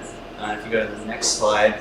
So this is where it really kind of comes to touch base here. So the group I work in, our mission within Lixil is focused on water and sanitation.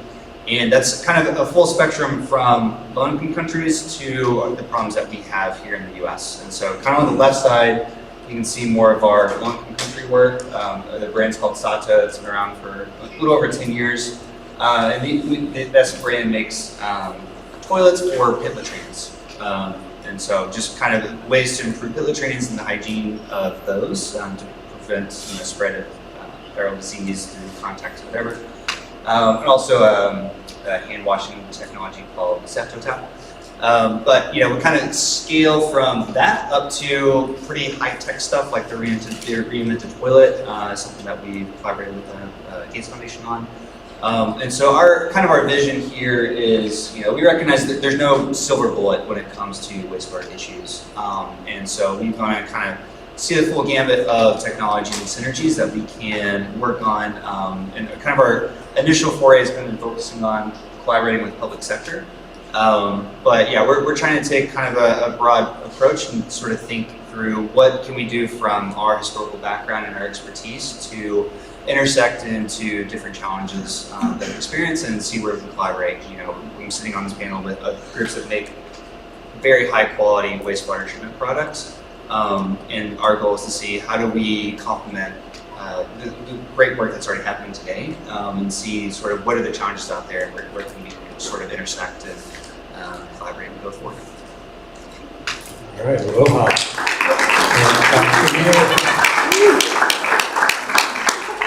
Hi.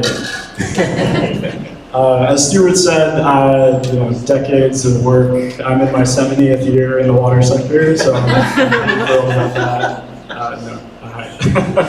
My name is Kabir Thatte again. I serve as the Executive Director of Vessel Collective and as Vice President of Policy and External Relations at Dig Deep. I'll talk a little bit more about the Vessel Collective and the work that we're doing. I'll have a chance to talk about it in future questions, I believe, so I won't get too much into detail, but my background is in coalition building in politics and partnerships and trying to find ways that we can take the great work of so many individuals, of so many independent organizations, and bring it together, bring a network approach together. It's the only way that we can sing truly in harmony is with other people as a chorus. So it's great to be sharing this panel with some incredible folks. I haven't had the pleasure of working with these two in the middle, but Carl and I go way back, 50 years, I think. Be able to work together. Carl's only 23, by the way. And Aaron and I have worked together in a little bit of capacity, but Lixel's been a big part of Vessel as well. Our big thing is taking collective expertise, bringing people you wouldn't expect to be seeing at the same table together potentially, and challenging big problems. So we have technical assistance providers, universities and academics, private companies and utilities, member associations, nonprofits, community representatives.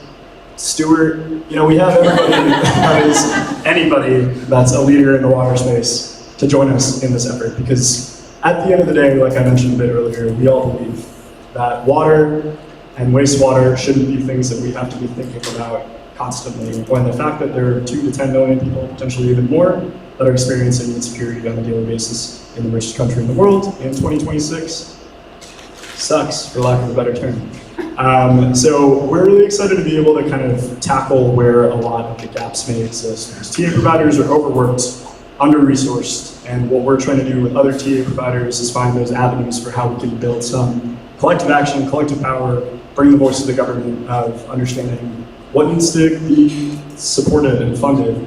A big effort that we did last year was when there was a threat to cut EPA's budget by 96%. We rallied a lot of organizations to come together and say, obviously that is not a great idea in the modern landscape, especially when you're in the midst of a quote-unquote historic investment with the IIJA.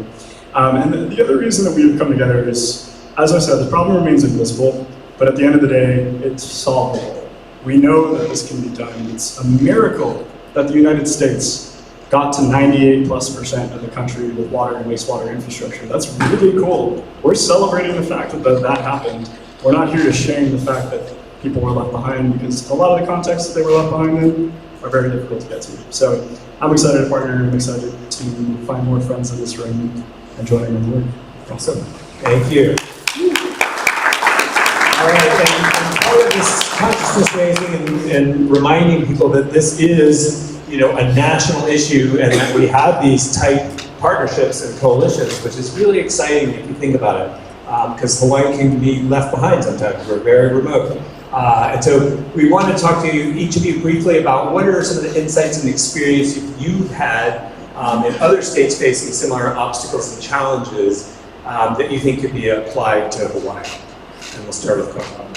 Thanks. We go to the next slide. So Stuart mentioned Suffolk County, New York. They're well on their way to replacing around 200,000 cesspools. Stuart, you had the number a little bit higher. That number that you had also includes the legacy septic systems as well, that they're also trying to fix. They really have some problem septic systems as well. But there I am in Connecticut. I'm just across the Long Island Sound from Long Island. Suffolk County is the bulk of Long Island. It's all kinds of people who live on Suffolk County, from very wealthy movie stars out on the East End to the regular blue-collar workers. There are lots of cesspools, and as Kabir mentioned, these are problems we can fix. Suffolk County's done a great job in fixing these cesspools, and I think there's potentially some things that we collectively can learn from Suffolk County. Let's go to the next slide. So one of the things that Suffolk County has done that really has helped from the personnel standpoint is they set up a streamlined permitting portal for cesspool replacements. And what it allows them to do is, for every employee that's a health specialist in Suffolk County, their target is that they can permit 1,000 systems per year. That's one person, 1,000 systems. Now that's a lot. Tomorrow I'm going to talk about Florida. They do about 200 to 300 systems permitted per health department employee. In Suffolk County, they're doing 1,000. And the way they do it is through these steps. What they do is when it's time to replace a malfunctioning septic system, the contractor takes photos, just documents that it's substandard. He outlines the existing proposed systems and details that with a hand sketch. So this could be me drawing on a sheet like this on the hand sketch. The contractor uploads that into a portal, and then New York has waived the permitting fees. So there's no permitting fees to permit these cesspool replacements now. Then the health department staff monitors this portal and typically reviews the content online, and they do that in 24 hours. They turn around a permit in 24 hours, 1,000 permits per employee. And then upon installation, the contractor uploads final documentations or an as-built. And in Suffolk County, you do need to have a professional do that as-built. It's either an architect or an engineer that does that as-built. So it's really quick. They're processing a lot of cesspool replacements effectively. Yeah.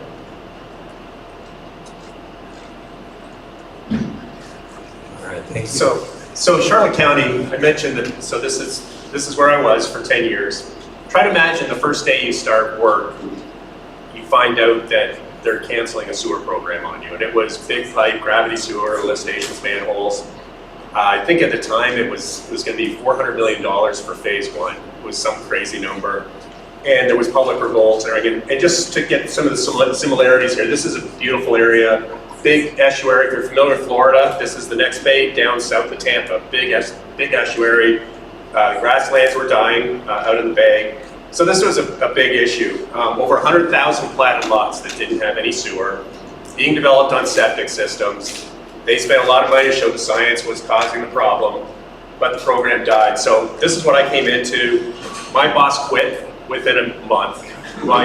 His boss walked in one day and said, "Mike, you think you're ready to manage this?" And I went, "Okay." And we were in trouble with the state because we're under consent order to manage 48,000 septic systems. So put that in perspective, you're talking, that's half of the volume in one county of the cesspools you're dealing with here in Hawaii.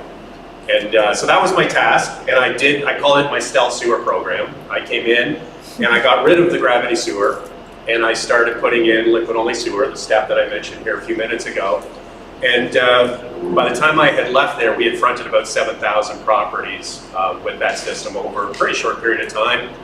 The other thing that was innovative, we did not use any assessments. We actually did it as a revolving fund. We started with seed money, and we put sewers in the ground, and as people paid connection fees, we put that money back into a fund and we replaced it. So like I said, that fueled my passion. It's just, what you can do here with out-of-the-box thinking and alternative technologies. And I, as we start to think about the massive size of the problem we're solving here, I guess that's the big message, is that you want to think out of the box. I mean, the standard solutions don't always apply.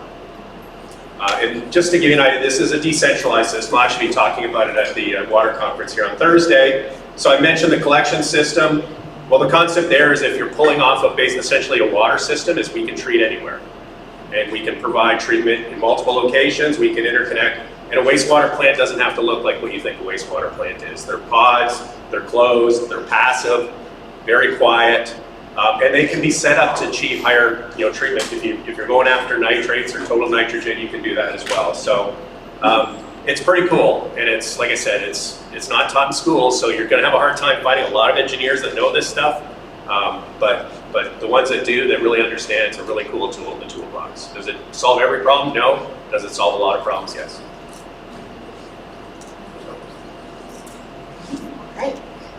So for ASUS, we actually, working with our defense communities, kind of similar to Suffolk County, and I know I didn't talk about this in our meeting earlier this week, so I'm throwing it out there. Actually, in the Cape Cod region, most people think of that as, that emotional area where everybody goes away. They have no centralized systems there. They have failing septic systems that are under a consent decree. And we actually came in with a partner of ours for a solution there to provide a whole community system for the Upper Cape. And so that's what we're doing. We're putting the big ugly thing on the military base there at Joint Base Cape Cod, and we are building a regional wastewater treatment plant for that entire Upper Cape area. So this is something that very much ASUS is involved with in trying to solution, again, blurring that fence line. But what's really important to us is the so what comes after when you have put in that system there. As a utility operator, you know, it is important to us to have something that is easily maintained, comes with an operations and maintenance that will make sure that we're not here again in 40, 50 years once this infrastructure is degraded down, that we are putting a predictive maintenance schedule in place and everything like that. So that is something that we pride ourselves in as a utility, but what forces us is this issue right now is what we call it the solar tsunami. We have an aging workforce, and there's not a lot of people that, I myself growing up wasn't like, hey, I want to learn wastewater. So, just getting out that education there with these emerging contaminants that are here, we're really at this crescendo of aged infrastructure, aged workforce, and new technologies and new emerging contaminants that we've got to really solution together. So I'll talk a little more about it later, but that's one of the biggest things that we're trying to kind of have that whole community effect when we come in operate utility systems.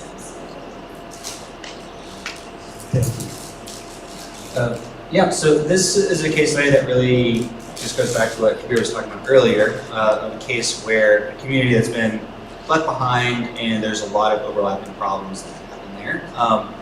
And so this is a region called the Black Belt of Alabama. It's, if you look at this map, it's these 17 counties right here that go through sort of south central Alabama. So in this region, there's 225,000 homes on-site wastewater, and 10,000 of those you would not consider adequate sanitation, according to World Development Goals. And a lot of those are doing what's called straight piping, where essentially the household wastewater, it just leaves the pipe from the home and just goes onto the ground. And the problems, so there's a lot of different challenges here of why that is. So one of them is geography and what the soil conditions are. So it's a pretty dispersed population. Getting connection to centralized sewer is not affordable. They were kind of left behind whenever all the infrastructure was developed.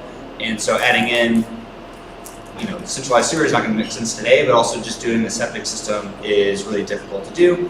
It's really heavy clays. A lot of the property lots aren't quite big enough to do an adequate sized drain field.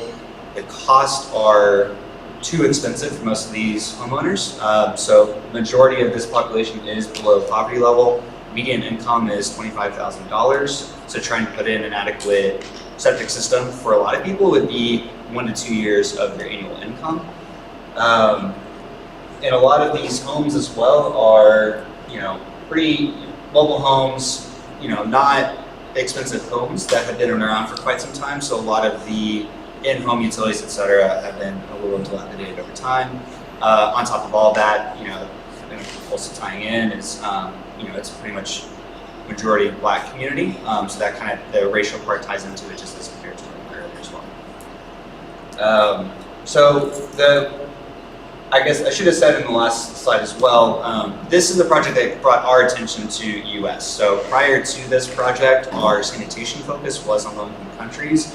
And it was really a lot of the local advocacy efforts that came out mid-teens that made this more of a national issue that was more well known. And our group found out about this based on Wall Street Journal, New York Times, et cetera. We started covering the story and it brought our attention here. And so we looked to see where we could get involved. And so our involvement was with 78 households as part of this program. The program is called the Black Belt Unincorporated Wastewater Program, and it actually sounds a lot like what Gabby's developing here.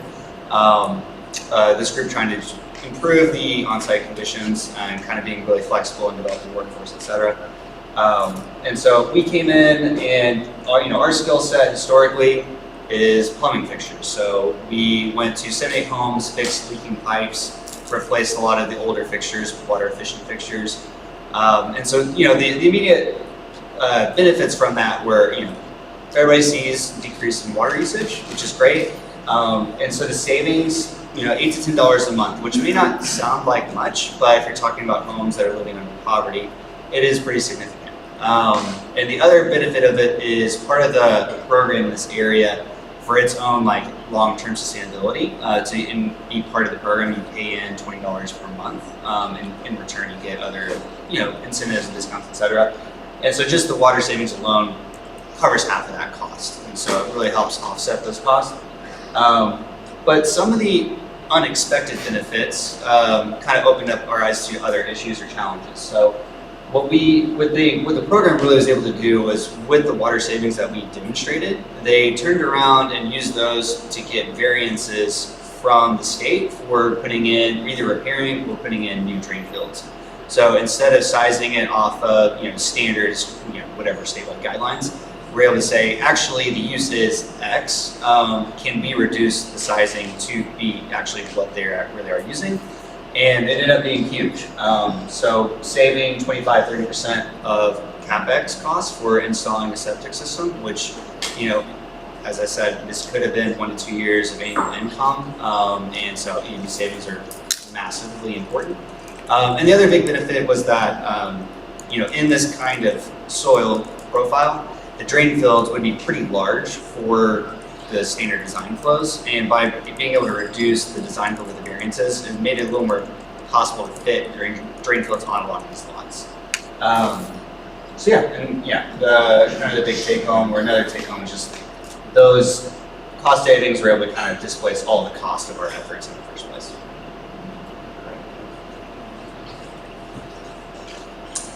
Yeah, as I was thinking about this question, incredible work from all the other panelists on some really key opportunities to learn from, and I'm inspired by a lot of particular things. Local advocacy efforts really come to the forefront of what I think about as a key component of making sure that we can find a more collective way to actually solve the issues that we're experiencing.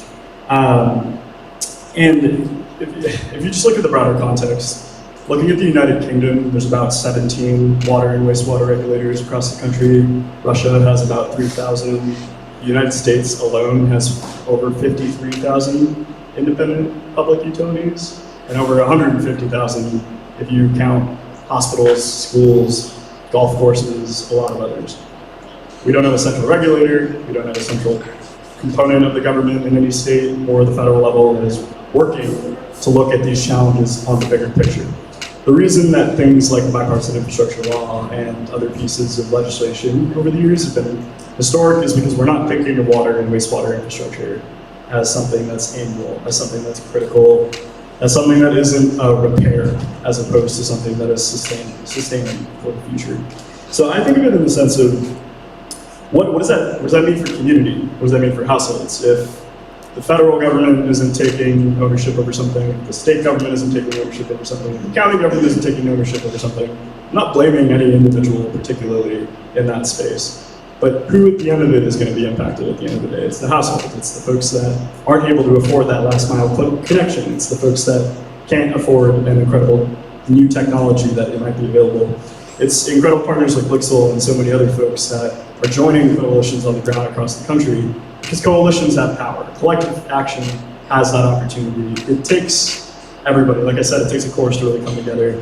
And I think of examples around the country. I think the consortium in Alabama is a really great example. And what we've done with the Vessel Collective is take the expertise and really the friendships from all of these initiatives around the country. Dr. Kevin White, who leads the consortium in Alabama, is running our technical assistance working group at Vessel Collective. We have these experts coming together who've worked in coalition across different spaces as experts in the work, because we need to be able to learn from communities on the ground to be able to understand what's happening. So I could point to a number of different examples. For those of you, you probably won't be familiar with it, but there's a small community called Wastewater in Utah.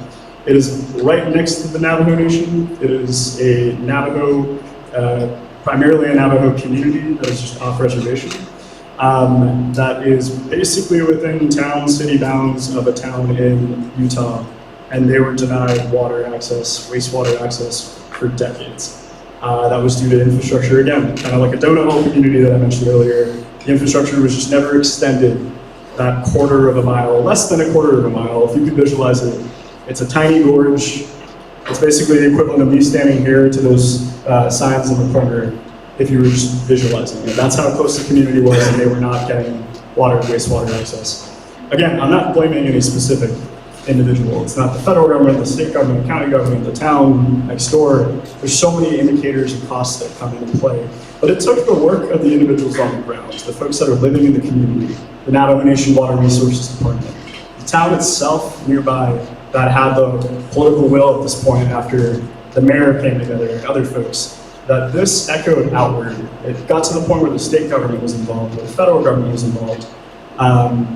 And it takes unlocking opportunities between different partners to be able to do that. So I look at it in this context. In Hawaii or wherever you may be, whatever your expertise may be, it is relevant no matter what to being able to address any challenges that happen around the country. You could be a funder. Seed money going into the work is a critical aspect to be able to move anything in any direction.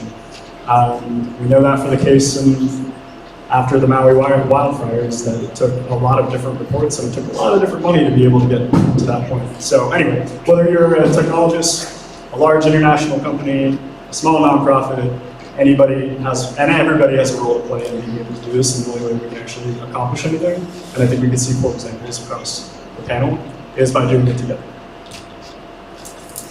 Thank you. All right, this is going to be a little bit rapid fire as we go through the third one. What resources and innovative solutions are you excited about seeing implemented in Hawaii? And what are some unique challenges and opportunities that Hawaii presents? And we're looking for viable solutions. We'll keep on plugging that pun. I think Suffolk County does have some viable solutions that could be used here. And I'm hearing more about this. So there's grant funding to replace cesspools and malfunctioning legacy septic systems in Suffolk County. It's $30,000 of grant funding. It's from both the state and the county, so it's well funded. Priority areas for replacements are identified. It sounds like Hawaii is going in that direction, maybe some of the work from Dr. Asmer. Currently, I talked about this streamlining portal, so you can have 24-hour approval. There are a couple other things that really bring down the cost of systems on Suffolk County compared to cost of systems here in Hawaii. One is the design flows in Hawaii are 110 gallons per day per bedroom. It's 200 gallons per day in Hawaii. What that means is that in Hawaii, the systems are very big compared to most everywhere else in the U.S. Another thing that Suffolk County does is they define the minimum required vertical separation from your point of effluent discharge to your seasonal groundwater differently. In the Hawaii rules, you need 3 feet. In Suffolk County, you need 2 feet. Also, that's really well researched. That's how much soil you need for treatment. And when you go with less soil, it really does bring down the cost of systems as well. So some things that are viable to people. Thank you, Carl.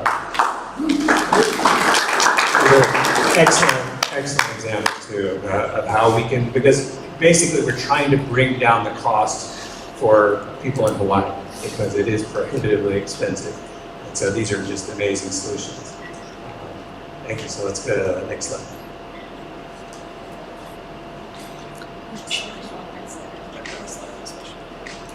Is it stuck? No, there's not. Okay. Well, I could actually maybe just talk about some observations from a former utility person who now has flipped to the other side of the equation. I think when I'm asked about what's going on in Hawaii, why is it difficult?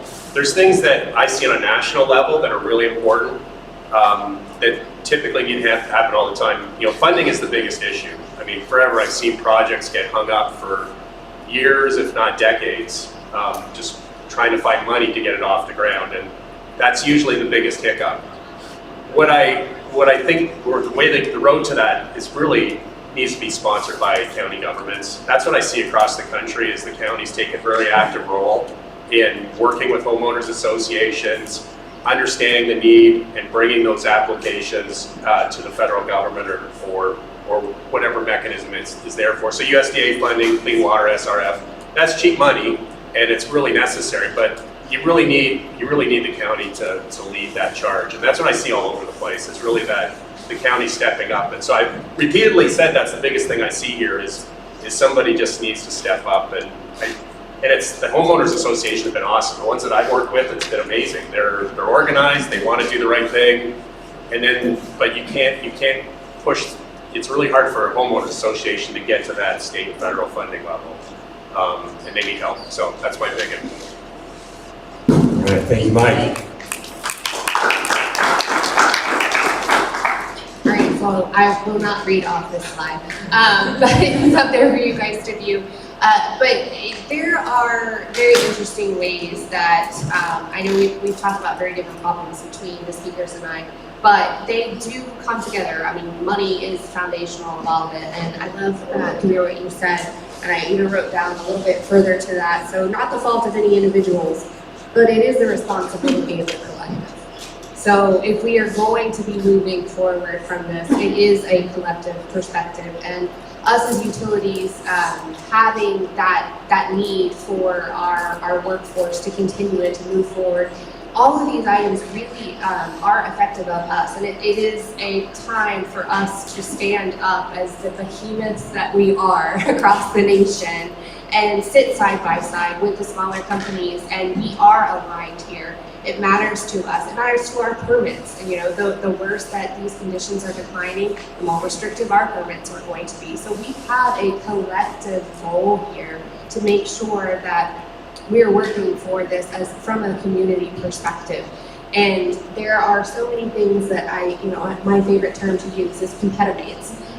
Those of us that we typically see each other as competitors, that we'd be going after systems and purchasing those privatized systems, they're not just our competitors, because they're also our teammates when it comes to once it has been finalized and we are working together and we're trying to solution these problems together. And having that kind of bridge across to the regulator side, there's a lot that we do to work with our operators to be able to train them beyond just the certification paperwork. There's a lot of new technologies that are coming out that our operators really need to get their hands around to be able to learn themselves, and then do the see one, do one, teach one. So there's a lot of great things that my fellow panelists are bringing on board, and it is up to the utility to be able to provide that type of training. What can we do as a utility with, let's face it, bigger pocketbooks than a lot of folks that are here, do to work with the counties on education pathways that combine the two? There is a lot of redundant work that is done here, and I hope when you hear me say redundant work, you hear money that could stay on the table for other things that matter. So when we can solution together kind of across that aisle and across with our competitors, we are able to leave more money on the table for programs like this so that it influences further into the community, not just going, just a mile or two outside where we operate, but you're just proliferating it across the community, across the programs and things like that. So it's very important to us to be able to provide that. And just before we move on, think about all the military bases in the islands here and being able to extend that capacity to neighboring communities. I mean, that's just kind of one of those things that just makes so much sense, and we need every kind of solution to help them. So thank you. Appreciate that. Yeah, I think I probably actually won't reference this slide at all. I think what's coming to mind for me is a lot of topics that have come up already from the panel and previous conversations. I think, one of the challenges with this industry is, it's kind of forgotten about in my however many years of college I was in. Never came up as a topic, and in my environmental programs, decentralized wastewater was not really a thing that we were educated on. I think historically, kind of thinking the framework of decentralized a lot of times kind of seen as temporary. You have that until the centralized plant comes in, and centralized plant kind of being the default answer for what is necessary, and we're realizing that doesn't need to be the case. On-site systems can be a lot more nimble, in a lot of cases more reliable, and it really just kind of depends on the context. But the other challenge is, 50 different states making all their own different rules, and they're all, kind of different backgrounds. So there's kind of these historical challenges coming into it, but even though I haven't been in the industry that long, this seems like it would be a really exciting time in the industry where a lot of people are coming together, a lot of people are seeing the challenges. A lot of people are noticing it for the first time, and I think a lot of them are coming to the forefront. But also, it seems like there's a lot more collaboration going on. Like organizations like NARA, where states are really coming together and regulators are kind of, it seems like they're comparing notes and trying to reduce the redundancy of everybody making their own rules. How do we do this more efficiently? How do we move together? New models, like the Parelos model is a really cool approach for development. Not everybody has to have their on-site treatment system, but you also don't need a municipal treatment plant. Where are these kind of hybrid approaches that can come into play? And kind of thinking about WAI in particular, you have, the presenter earlier was talking about the entire worlds of climates going on these islands. On one hand, that's a big challenge. On another hand, as an engineer, that's fun and interesting. There's a lot of different approaches you can take here. And so I think everybody has something to contribute. This side of the island is probably going to look different than the other side of the island. What can we do to be flexible? And how can we kind of be more efficient but also work together? There's room for everybody at the table here. There's too much work to be done, and so I think it's just kind of everybody bringing it together. I think there's a lot less, in my perspective at least, there's a lot less friction. I think we have opportunity to actually do things and not necessarily get bogged down with how things have always been. I think there's kind of an opening now to doing things a new way and a way that makes more sense today.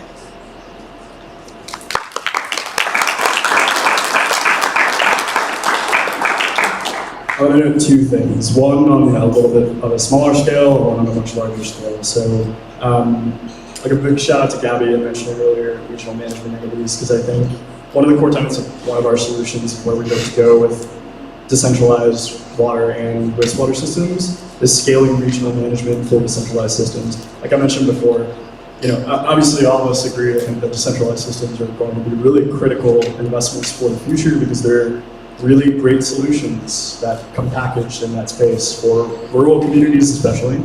But like I said earlier, if no one's taking ownership, households take ownership. That's increased costs, the burden of finding qualified technicians, operations and maintenance components that the regular homeowner shouldn't have to know if the rest of the country doesn't have to know. And distributed infrastructure shouldn't have to be distributed management either. Everybody shouldn't have to be fending for themselves just because you're in a zip code that has fewer resources than another around the country. So regional management entities, I think, really employ a great opportunity to have operators as circuit riders. They have staff that can visit systems regularly and keep an eye on things from a place of collective resource sharing.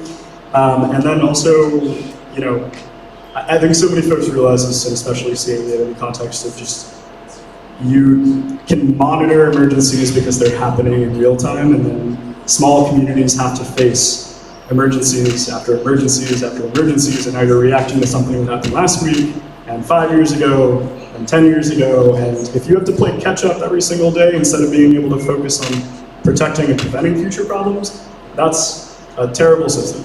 Sorry.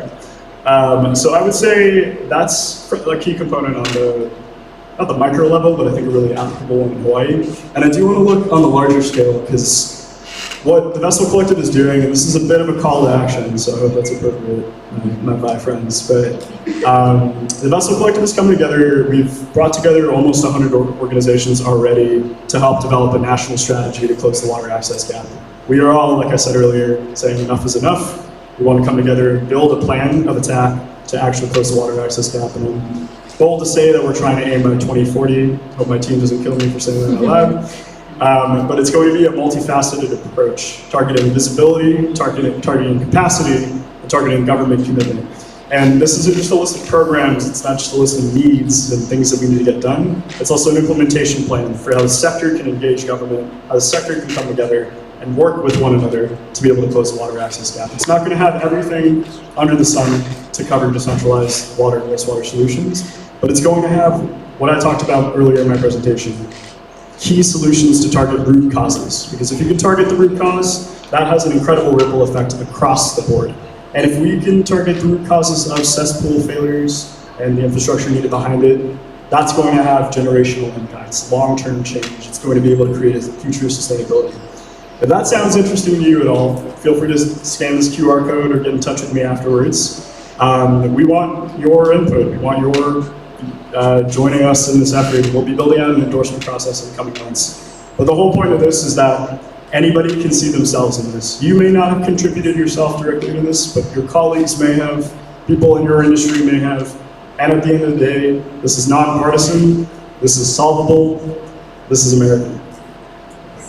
All right. Thank you very much. Let's give a big round of applause for all our panelists who traveled very far to come out here. So we really appreciate you being here and really helping our efforts in Hawaii. So thanks again for all your help and your input and your support. We are going to be racing through as we go on now. We've got our who I call our head Honu here.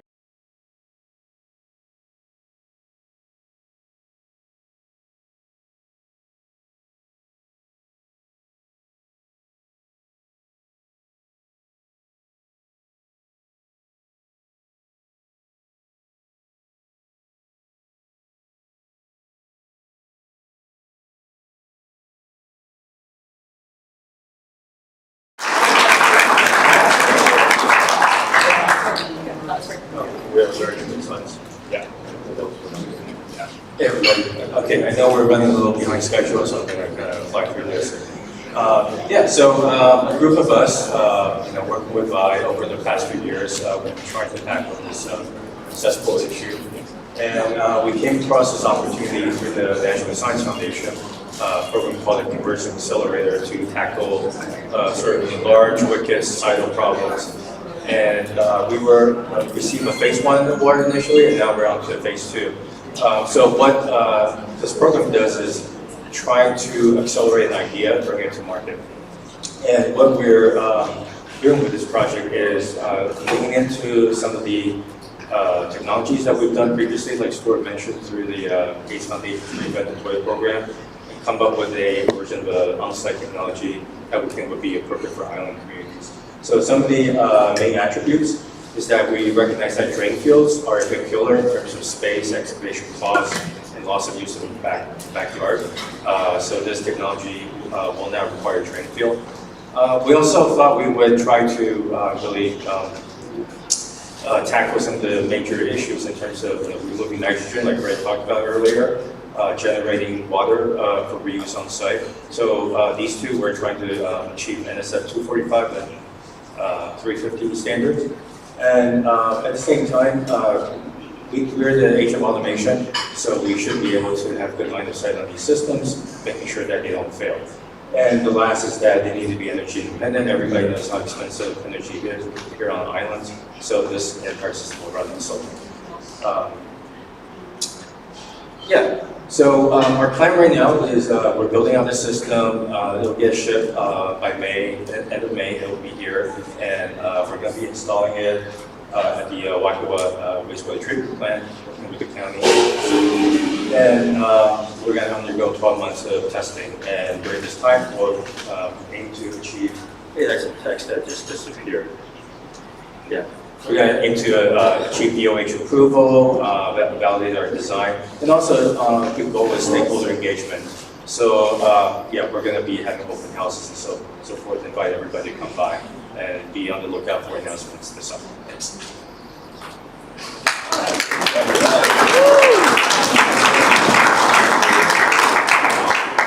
Al, do you want to talk about this? Oh, sure, I can. Come on up, Al. Super quick. Yeah, Al, thanks. Super quick. Al is, again, we've talked about, who helped us with our NSF, one of the leaders of our NSF project, which is huge, by the way. This is National Science Foundation, this is top level. To get selected was really an honor, and so we really appreciate you being out here.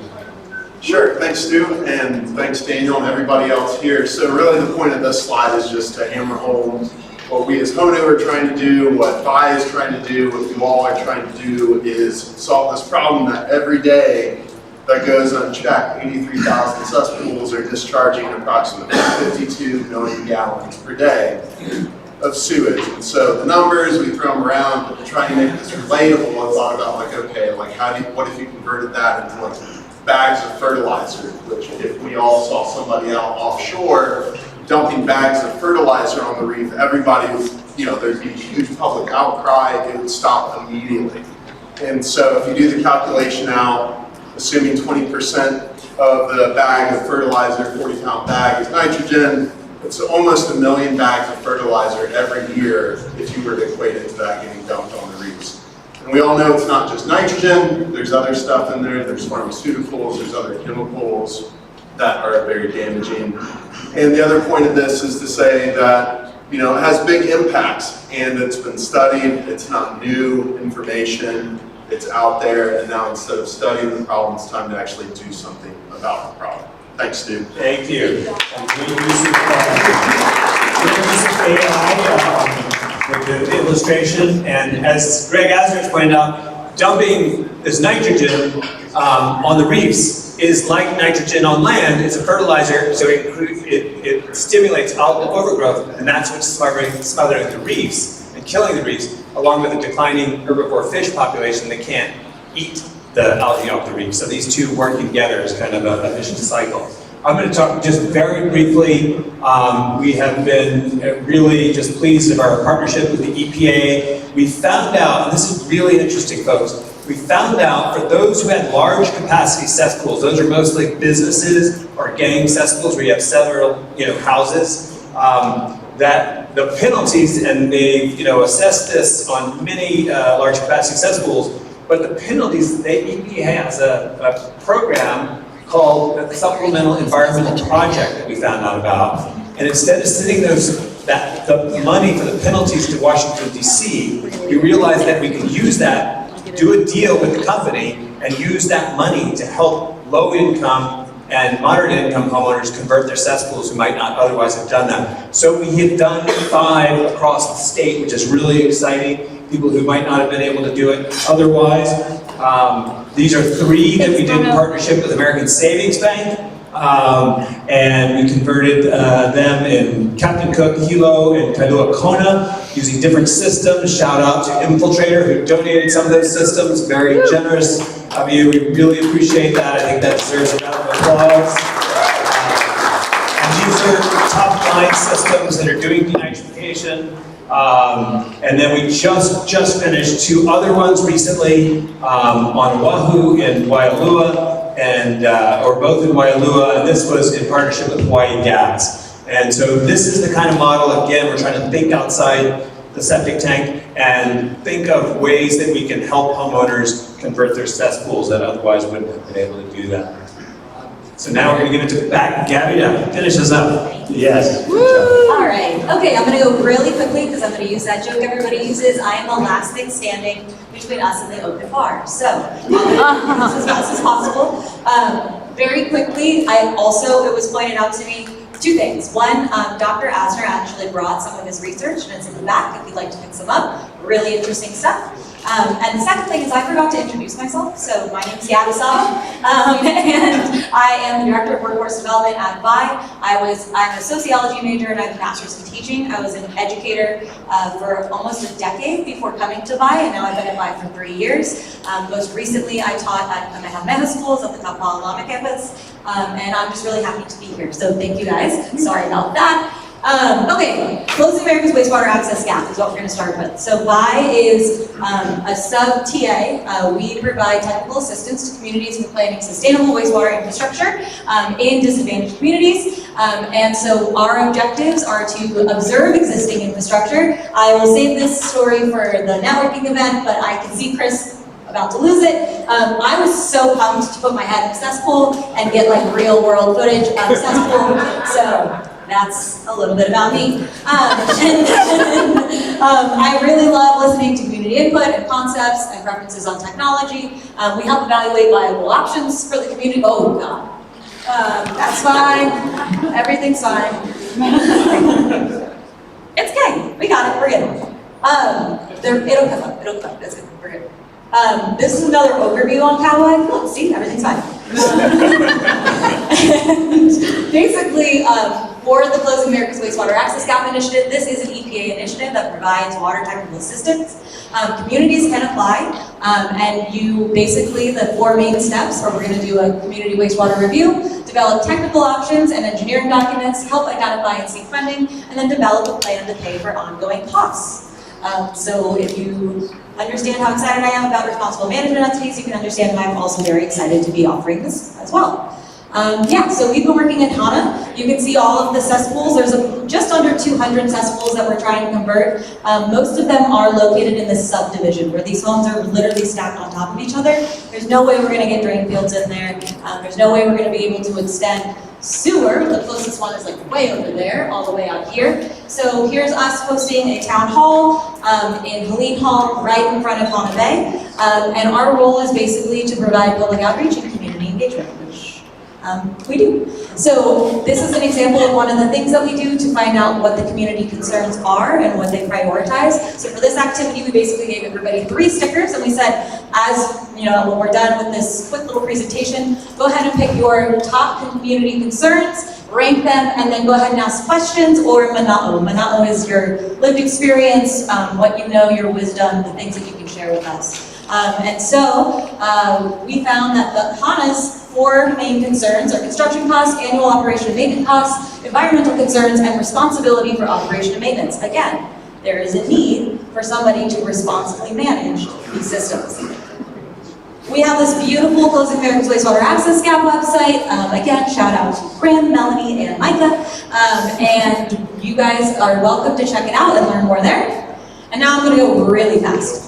So we're going to talk about workforce development. And the reason I'm going to go really fast is a lot of you, the reason we held this event is because it's ahead of the Pacific Water Conference. We hope at the networking event you'll be able to talk to people and kind of align, maybe compare schedules, see, are we on the same page? Should we divide and conquer? We do have some Work for Water students in the room. If you could please, just raise your hand really fast.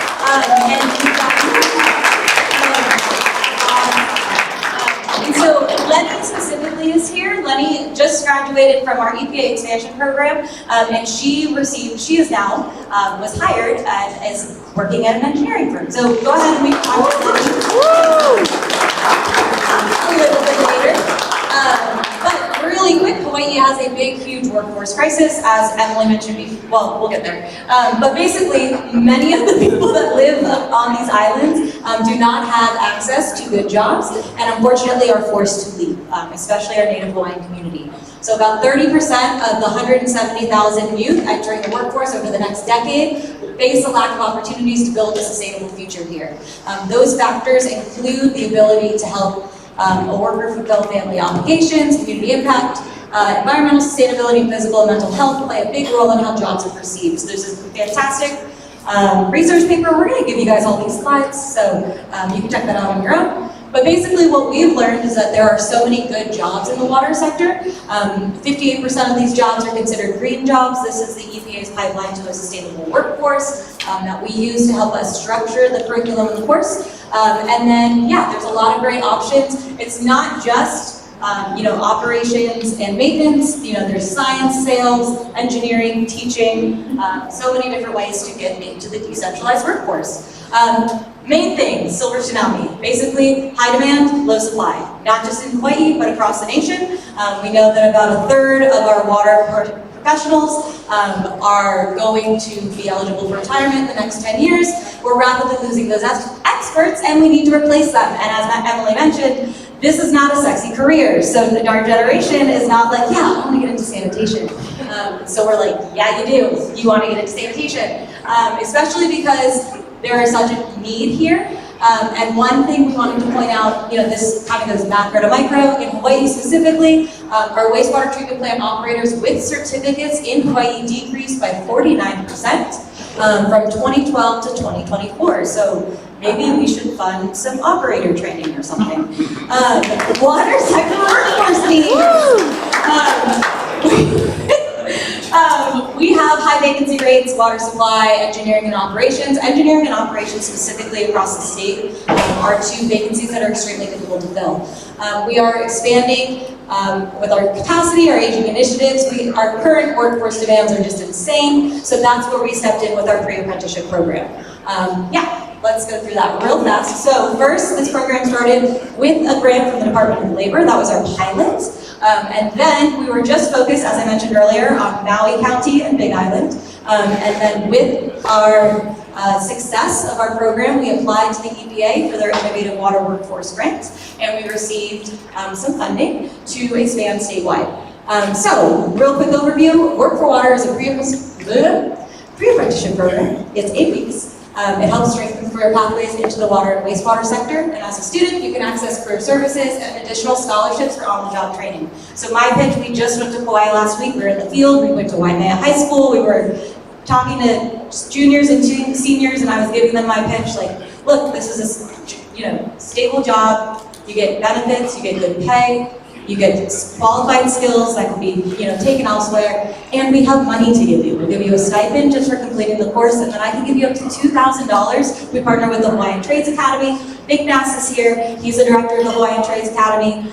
We send them directly to them. We say, hey, CDL license, you need that to pump cesspool, and then ship your pumping across the island. So we partner with them, and then we can pay. The CDLA licensing program is like $500. It can be get quite expensive. So we provide scholarship funding to help our graduates get into work-based on-the-job learning programs. And then we provide career services. I literally, Courtney, Callie, Aaliyah, we literally sit people down, we go over their resumes, we come up with 5-year plans, and we help them get to where they need. Our program's incredible. We have self-paced webinars. It's very innovative. It's online and in person. So we are the pre-apprenticeship program. The whole idea is strengthen career pathways, which is what we're going to do. We were super successful, 97 graduates with the DOL pilot, and now we have just graduated our first cohort. And so we have 32 graduates. Lenny was one of those. And we have these weekly talk story sessions. Pono, who's here, gave a talk story session, Mahalo Pono. And we talk about on-the-job training and things like that. So, relevant curriculum, it's local, we go over water quality. If you want to learn more about all of this, please again come see me at the Pacific Water Conference. We do town halls, career fairs. We've reached over 6,800 community members as of December of 2025. This was from last week, and we have not updated those numbers, but it's probably bigger. And then why on-the-job training? Just really quick. We need more work-based learning. We need more funding for it. We need to get these kids into these careers and just give them an opportunity to sample it. You don't know what you don't know, and if you don't know what a job is like, I wish I had more hands-on training and on-the-job training opportunities. So we're going to make more opportunities happen. I did also want to shout out our team because in a recent hiring round for the County of Hawaii Assistant Wastewater Treatment Plant Operators, several applicants who had completed the Work for Water program really stood out to HR hiring so much that they sent me an email personally to thank us for providing this free apprenticeship program. So we're making impact.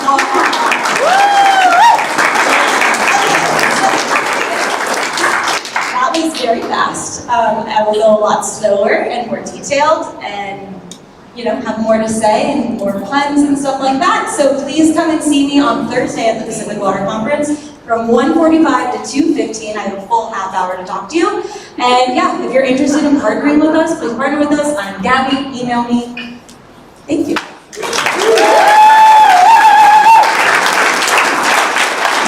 There's nothing I enjoy more than watching Gabby do a speed presentation. We've done that on the national level a couple times, and everybody's like, okay, what, okay. And she gets all the information, and she nails it every time. I could not speak that fast.